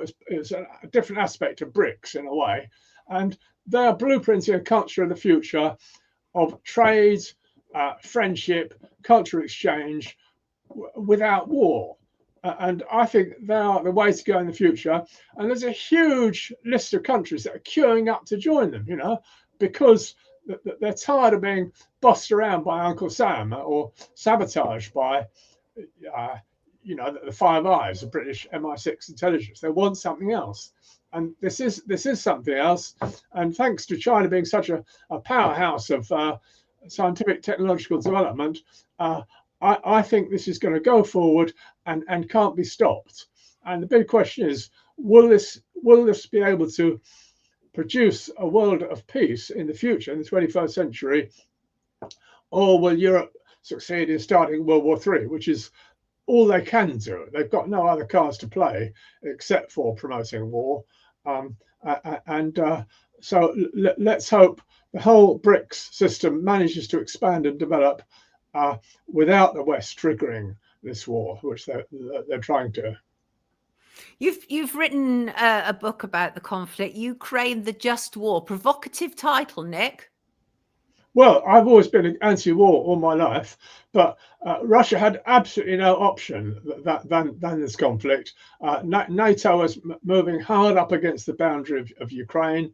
I mean, Russia did its best to ignore for 8 long years that the Donbass, the east side of Ukraine, was being bombarded by the states. Continual shelling, denial of electricity, water, gas, and treated as a foreign nation. And during all those 8 years, Russia kept building the pipeline, the world's biggest pipeline, supposed to bring cheap energy and power to Europe as a symbol of friendship and prosperity. But Europe didn't want that. It refused to turn it on, and instead it wanted this conflict. It wants to go into Ukraine, and it doesn't allow its citizens to be told the past history, which is that Russia, 1,000 years ago, Russia began in East Ukraine. That is the very core of ancient Russia, and the culture there is Russian, and it's the attempt to obliterate and wipe out that traditional Russian culture in Ukraine, which is precisely what led to this conflict we're now in. And isn't it all part of the same thing? 9/11, Ukraine, all of it. It's about never-ending wars, isn't it? Isn't that really the kind of central theme that links it all? Well, it's about the idea of a global empire of imperialism, of America, the axiom that it is the one dominant world power. And I hope that we're at a terrific turning point now, Sonia, that this America going up to the shores of Venezuela, thinking it can bully this country and get rid of its elected prime minister. And I think it's going to discover actually it can't do that. And all those warships have got to turn around and go home. So I think that will be a wonderful turning point for the decline of US imperialism. And I'm sure you'll be there to document it, Nick. It's always a pleasure to talk to you. Truly it is. Everybody, Nick is a master author. I don't know where he gets all the time to write as much as he does, but he has written Who Did 9/11? And he's also written, as I say, Ukraine, the Just War. Nick, final word to you before you leave us today. About anything that you want people to know about. Well, I know, right? Just help the poor author. I'm totally banned by any media. You know, give me an Amazon review to get the book, and just help me to eke out a living. Yeah, absolutely. And any group, if you've got any local group, to invite me to come and give a talk. I'm very happy to do that. On any of these controversial subjects, don't just sit around in despair listening to the news. Form your own group. Form a group where you can get together and talk with your friends about what's happening. And I'll be very happy to come over and talk if any of you want to. Yeah. What a star. Deirdre said, what was the book Nick showed? Show it again, Nick. The Fall of the House of Windsor. Oh, yeah. Yeah. I did it last year when everyone thought that Princess Kate had vanished. But she did come back again. But it's still highly questionable what's going on, and I followed the murder of Lady Di in the last century quite a lot, and this is having terrific repercussions now with our two sons trying to understand what has happened. I'll be surprised. Well, I'll be surprised if the royal family manages to get over this, continue, but who knows? Well, I saw a Daily Mail headline on Saturday, and it was breaking news. Kate has now changed her hair color to blonde, and it's like a combination between brown and who cares? Who gives a flying? Nobody. And it's such ridiculous distraction, but we thank you very much. Yeah. Oh, I fancy reading that, Nick, says Trinity. And yes, Randy, Nick is Nicholas Kollerstrom. And if you go onto Wikipedia, you'll see that they consider him a real problem in our world, but we don't around here, not at all. Wonderful. No, well, it's hard to shock people when you're over 70, Sonia. But, no, I don't think it is actually, not at all. I think we've become even more compliant. I think it's quite easy to shock people, actually. Well, in a way, yeah, you're right. Us of the swinging 60s generation, we can't be intimidated now, mature years. So in a way, us septuagenarians are the true radicals and revolutionaries these days, because we can't be intimidated. Yeah. Right. Damn straight. Absolutely. Lovely to have you with us, Nick. Have a beautiful Monday. Yes, Swiss Missy's a great guest, and we'll be bringing him back for the next deep dive into something. Everybody, this is Nicholas Kollerstrom, and he's a pleasure to have as a guest. Wonderful to have you with us, Nick. Take good care of yourself. Thank you, says Vanessa, and many others indeed. Okay. Cheers, Sonia. Take care, Nick. Lovely to see you. He's a proper character, just gone. Disappeared. He's gone, Christine. He's gone. But absolute pleasure to have lovely Nick with us. And right, let me see. One of the things that I wanted to talk about, what time are we up to? The show might go on a little later today, people. You know how it goes, because we've only got Monday for news. There's a lot to pack in on Mondays, but we manage it somehow. Now, I thought this was really interesting last week.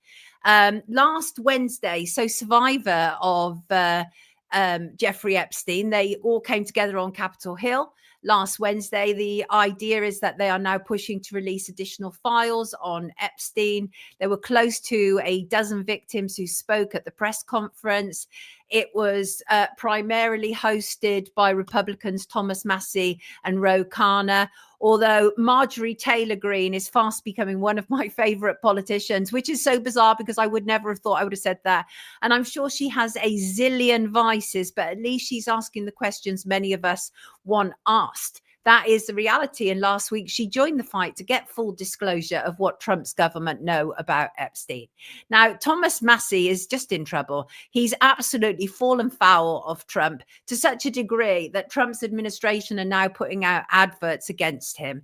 And you have people like House Speaker Mike Johnson said that Massie is deciding his own fate. And Massie has made it difficult for anybody to hand an olive branch out over to. Now, the problem is that it's the lack of transparency. And what they're calling for is the Epstein Files Transparency Act. And they want people to vote on it. And we all know it stinks. It absolutely stinks. Before Trump got in, it was all him and his people. They were all about, we're going to be releasing this on day one, blah, blah, blah. And the reality is that they didn't. And that was for a reason. And Shauntae Davis, a former actress, she was there on Wednesday. And she said that it was Ghislaine Maxwell who first introduced her to Epstein because she believed he could help her career, which is often the reason that these young and impressionable and naive women get involved. And she said that Epstein, so I'm going to quote her directly, his biggest brag forever was that he was very good friends with Donald Trump. He had an 8x10 frame picture of him on his desk with the two of them. They were very close. She also claimed to have been taken on a trip to Africa with Bill Clinton and other notable figures. And what had happened was, prior to this get together on Wednesday, the Justice Department had sent over another volume of papers, 33,295 to be precise. And that was to the House Oversight Committee in August. And they released those pages on Tuesday after reviewing them. But as Massie said, that there is literally nothing there that we haven't already seen. And that's the thing. They keep thinking if they regurgitate things or put them in folders or files, say in Epstein files, we're going to fall for this trick, because these people are, for the most part, mass liars and gaslighters, and they want this to be gone. And truly atrocious, actually. Trump was asked what he thought about the get together. He said, this is a Democrat hoax that never ends. I think Mr. Trump has rather a lot to answer for here. The whole thing was really heartbreaking. Virginia Roberts, probably the most famous trafficked victim of Epstein. Obviously, she died in April. Her brothers were there. That was very, very sad as well. But what I thought was interesting, and I think this is really quite, it was interesting, was that the women who were there on Wednesday are not the usual women. Now, there's a usual group of women, and I believe that it has been a gatekeeping operation for us to only believe that Epstein was just focused on late teenage girls. And one of the survivors, Marina, she talked about being trafficked. She said she'd get like $900 to $1,000 a week for just a couple of times a week. She said that Epstein was absolutely into young girls. And she said that like 17 was pushing it. She said that was really his cutoff point. He couldn't like bear it beyond that. She was 14. She said that she was, raped by his friends, his business contacts. But even now, being interviewed, I watched her in an interview and she was like umming and ahhing, like they were putting to her what had happened to her. And she was like, well, because like she'd gone along with it. She was 14.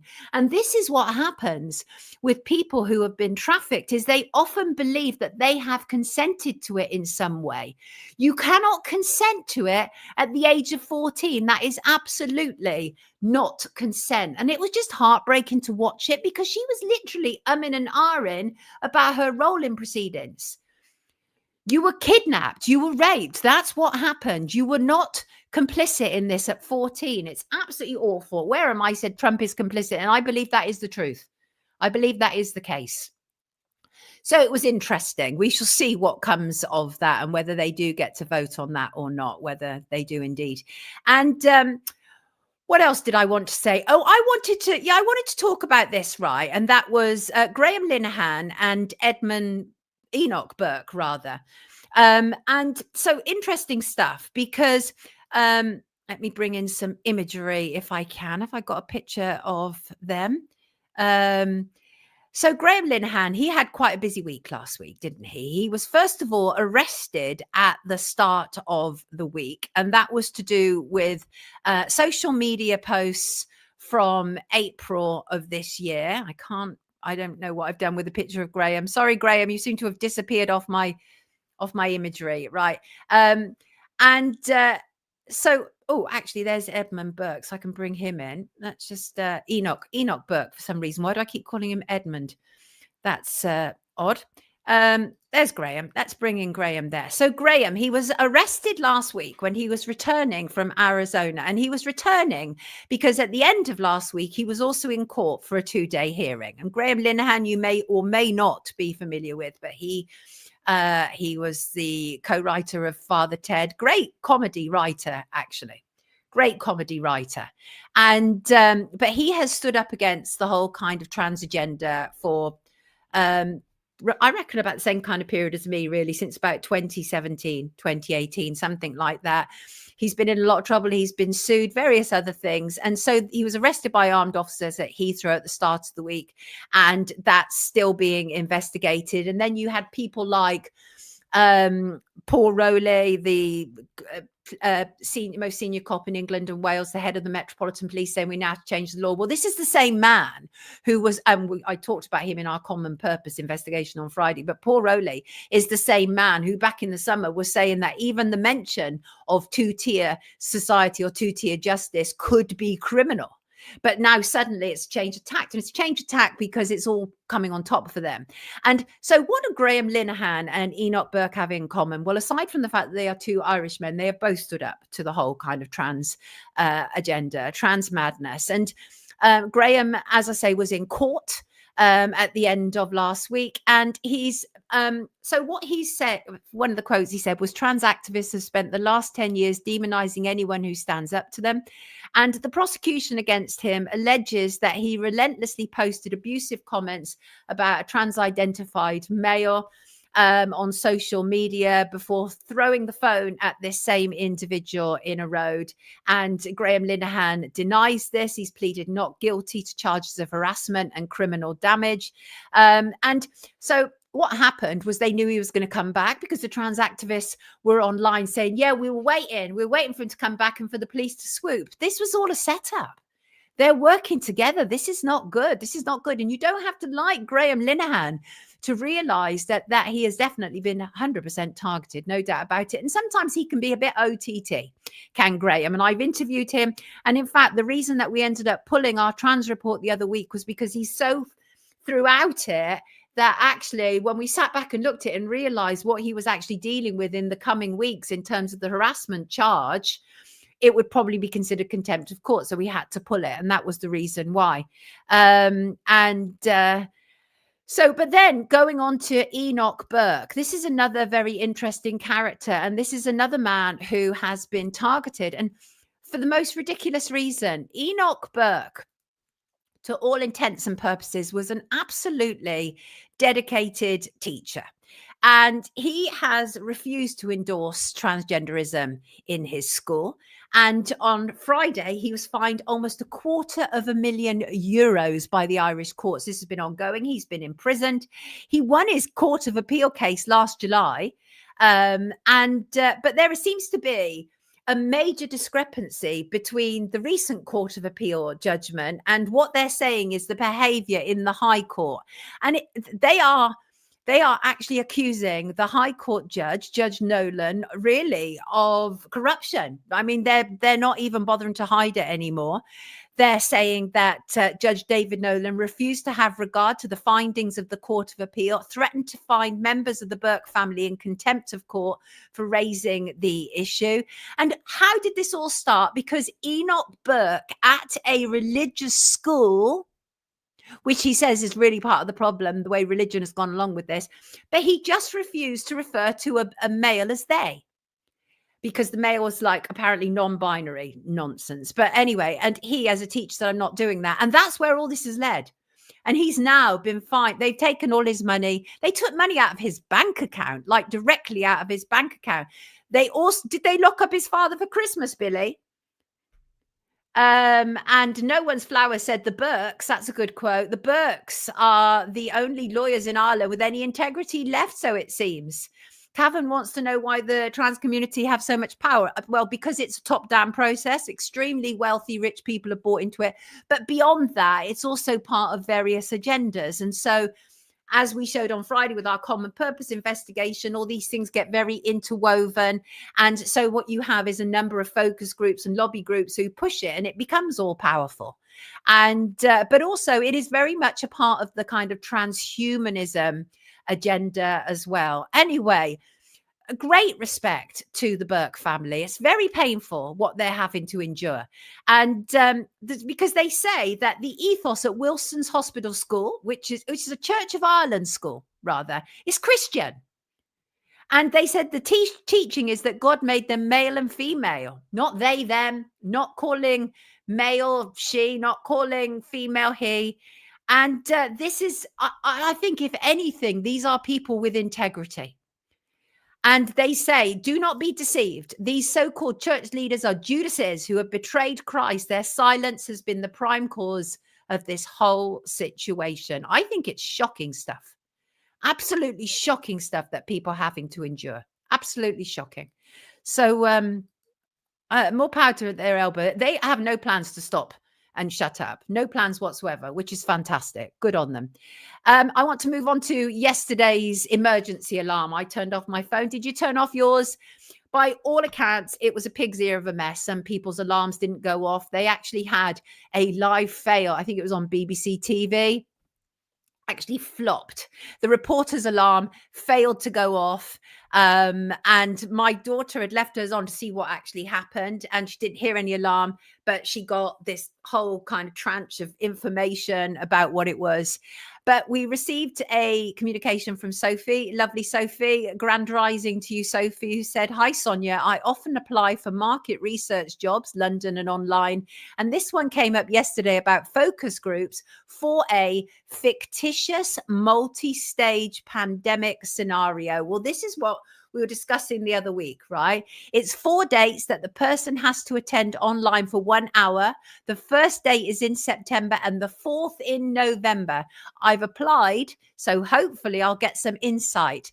And she attached the screenshot. Very interesting stuff. She said, I've seen quite a few people with masks in the last few days and weeks. So it's obvious mainstream media and the globalists have been cooking something for a while. Hopefully next Monday I can get somebody to join me to talk in more detail about this and this so-called pandemic preparedness that we're suddenly being put through, which is somewhat concerning, I would say, somewhat concerning. And just moving on, we have to be incredibly careful who we align with, obviously. Let me just bring in this imagery, if I can find it. This is a protester.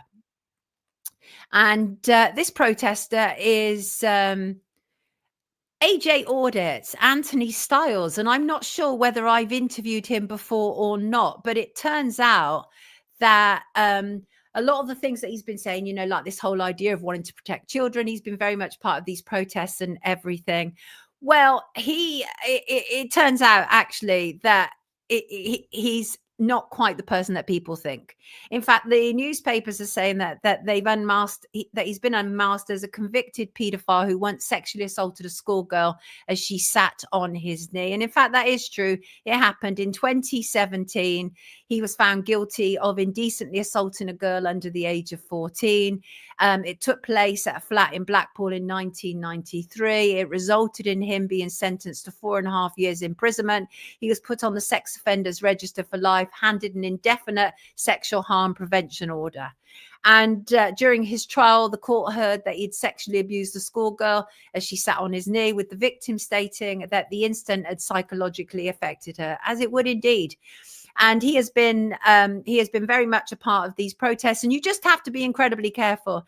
Then he also received an additional conviction in 2012 for admitting to assaulting a 17-year-old girl and possessing 307 indecent images of children. So you just have to be careful. There'll always be people like this who will infiltrate movements. They want to try and, maybe he wants to kind of shine up his tarnished image. Either way, it was unmasked by the opposing side, stand up to racism. And we know that a lot of the time, these people all have a dog in the game. They're not necessarily on our side, but I do want to know when there are nonces around us. Absolutely, I do. So be careful, everybody. Be careful indeed. Right, what else to talk about? Your shout. This, I think, let's come to something nice. Let's come to some nice stuff, kids.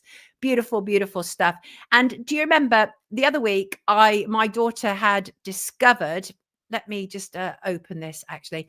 My daughter had come across this. What have I done with them? What have I done with them? I must have these images there we go. I've got them there. Bear with me. So my daughter had come across a post box which had been all sealed up. And the red letterboxes in England are very much part of our culture, our history. But the post office was sold to a Polish investor last year. And so everything is just kind of like changing very quickly. And they've sealed up several red post boxes around my way.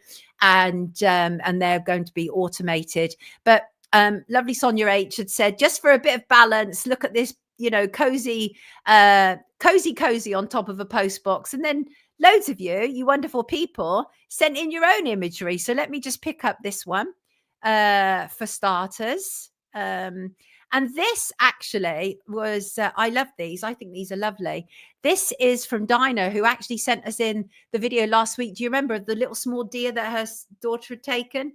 And she said, on the subject of it, she said, I've seen many in person over the years, but the attached one qualifies as the best. As far as I know, the post box is still in use. For now it is. I love that. Isn't that fabulous? Absolutely wonderful. Glorious, glorious. And I've got a couple more if I can find them. And if not, I'll show them on a next show. Here's another one. And who I think, forgive me, people, if I get these confused, who sent what, because I've done a naughty thing and not put a name attached to this. Which one is this? This one, I think, is from Ksenia. Ksenia, is this yours or is this Will's? I think this is Ksenia's. This is located in Torquay. They change it regularly and it's always very beautiful. And isn't that the talent, the skill? And I just love that. This is very much a part of a community spirit that I think is really lacking, actually, a lot of the time now. And I want to see if I can just find the further one, which, again, is absolutely glorious. And I just think it's really nice to be able to, at the tail end of our show, to be able to have something like this, because we're hearing such horrendous things. People are being arrested like far and wide, and all over the weekend there was all the arrests to do with Palestine action as one example, because people are still standing up and saying, no, this is not acceptable, what's going on. Oh yes, here's another one. This is Will's post box. Will, I found you. So that was Ksenia's. Thank you so much. And here is Will's. And I just think these are lovely. I think these are very, very lovely. Will said, I've seen knitted cozies for postbox in a few places over the last couple of years. I've attached a couple I spotted in, is it Cricketh last year? As for the sealed up postbox you showed, it seems odd to seal them off before they are replaced. As I commented in the chat, are they expecting to kick back against the new automated systems who are trying to create a void for the new system to fill? I missed that comment, but it's a good one. Thank you, Will. Thank you all for sending me those lovely, lovely toppers. They're gorgeous. And also, thank you to the response to Friday's show on Common Purpose. Loads of great comments. And it was wonderful. I've received a lot of messages from people who said they'd never heard of Common Purpose before, which is exactly really the purpose that I'd done it, because there are people who have known of Common Purpose for decades, but it's still, they keep very much under the radar, which was the original idea of Julia Middleton, who formed Common Purpose.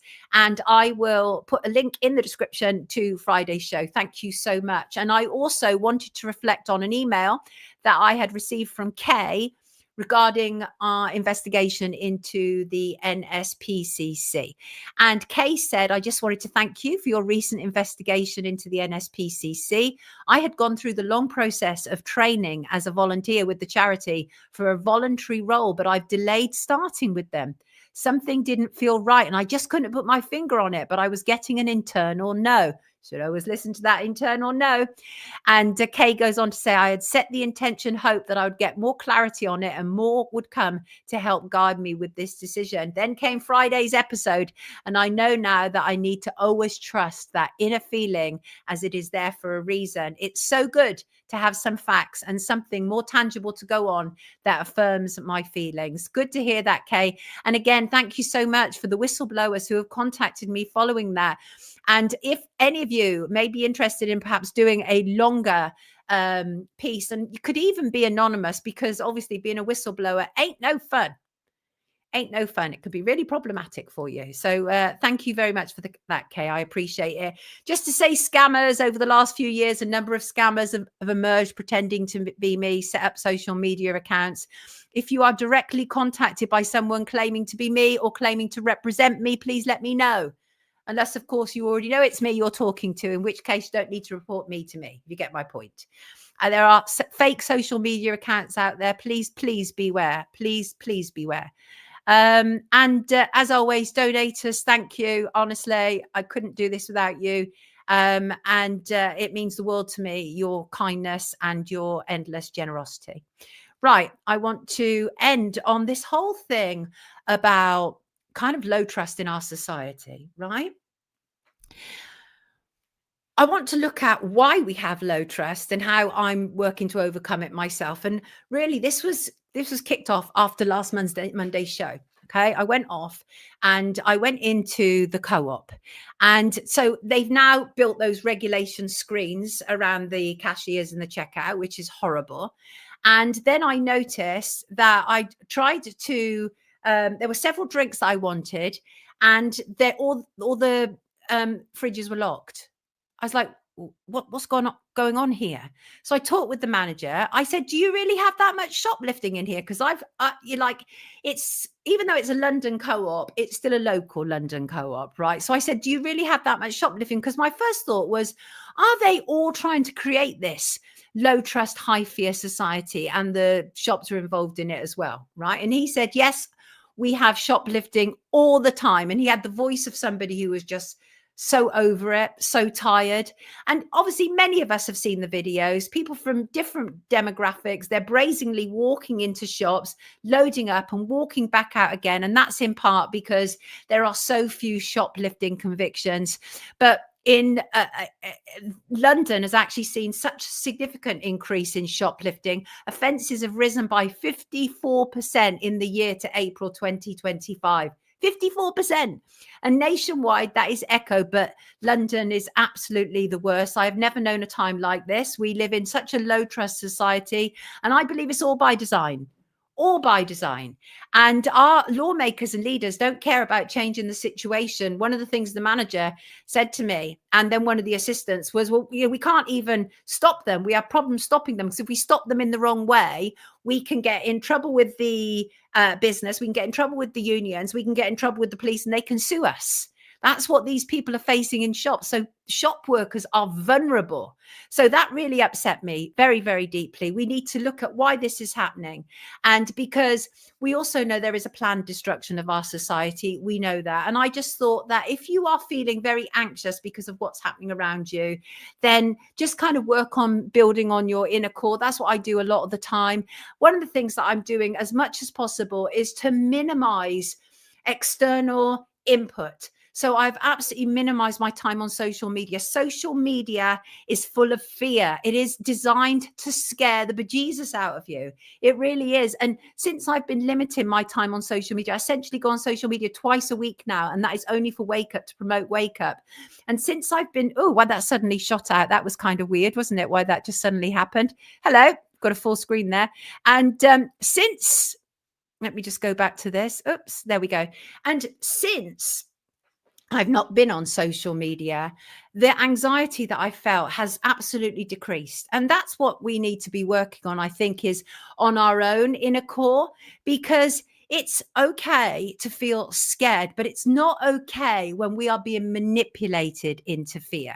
And it is horrible that we have all those issues with shoplifting. Absolutely. And it's the knock-on effect is you and I end up paying more, and it's horrible and it's reprehensible. But if even the people who work in the shops can't even stop the shoplifters, then absolutely don't anybody out there try and be a hero. I wouldn't be a hero for a shop. I absolutely wouldn't be a hero for a shop. No, I wouldn't. And I think that one of the things you need to do is acknowledge that this is happening. It's very real. They're gaslighting us. They are ramping up the fear as much as possible. I don't actually believe that it was necessary to put these frames around all checkouts. I think that was very much part of the design to make us fear. And so absolutely acknowledge that this is happening, that there is a degree of problems in our society, and that can be to do with people who are coming in who are undocumented. We know that, but there is also an issue of poverty. There is poverty, very serious poverty taking place where people cannot afford to eat. Homelessness is on the rise. All of these things go hand in hand with shoplifting. Fact. I mean, that is a reality. So you have to be good to yourself. You have to be kind to yourself, because there are all these outside forces that are absolutely engaged in making you terrified, so that you know what happens the moment you become terrified and convinced that everything is going to be full of thieves and blackguards and all of those things, then people start demanding ever increasing laws. We know that happens. So me personally, what I've done is I've really shown respect to myself and why this is happening, and try and weigh up as much as possible what is true and what is manipulated, and be consistent.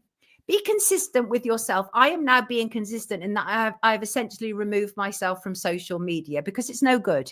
It is no good at all. And you know what? Maybe what needs to happen, I think a lot of the time, because social media has become all encompassing, all seeing, right?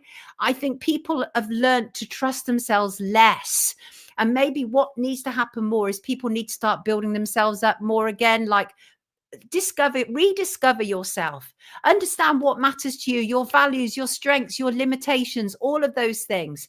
Okay, I definitely acknowledge your feelings. Please do that. And go back to what Kay had to say, and that is trust your intuition. If you feel that they're lying to us, they're ramping up the fear, you may well be right. Obviously, do everything you can to validate that in terms of facts, in terms of evidence. But also acknowledge that we are living in a society where trust has been almost completely broken. It's been completely broken by design, again, in all of our institutions. And so maybe one of the things that we need to do in 2025 is reevaluate where we are. If trust has been repeatedly broken, maybe we need to honestly assess the people who are repeatedly breaking our trust. And I think God has started off perfectly on that. And that is, in terms of our politicians, they all can promise the earth. They're like Nigel Farage is going to come and take over from Keir Starmer. If they all promise the earth, but the reality is they are almost all interchangeable, save for one or two things. And I think finally what I want to say, it's 11:11. That isn't finally what I wanted to say. What I finally wanted to say, and that is we are increasingly being told not to trust the evidence of our eyes, that the evidence in front of our eyes is wrong. And Enoch Burke is a perfect example of that. He was absolutely very clear. This is a young boy I'm dealing with. This isn't somebody who's like, got some kind of floating agenda. And he trusted the evidence of his eyes. Look where it's led him. But he'll go down in history, right? Sometimes you have to go through these really dark times in order to be able to change what is a really unfair and problematic field. So those kind of like my feelings on it all. And, just be really kind to yourself. Can you imagine we write a book based on truth that beats the best we got? And the only things politicians offer is empty promises and insincere apologies a bit later on. Indeed, indeed, indeed. And I'm going to end on a quote, because that's what we do around here. Is that right, Cheeky? I'm pleased to see a town near me has a growing market again. Love to hear it. Love to hear it.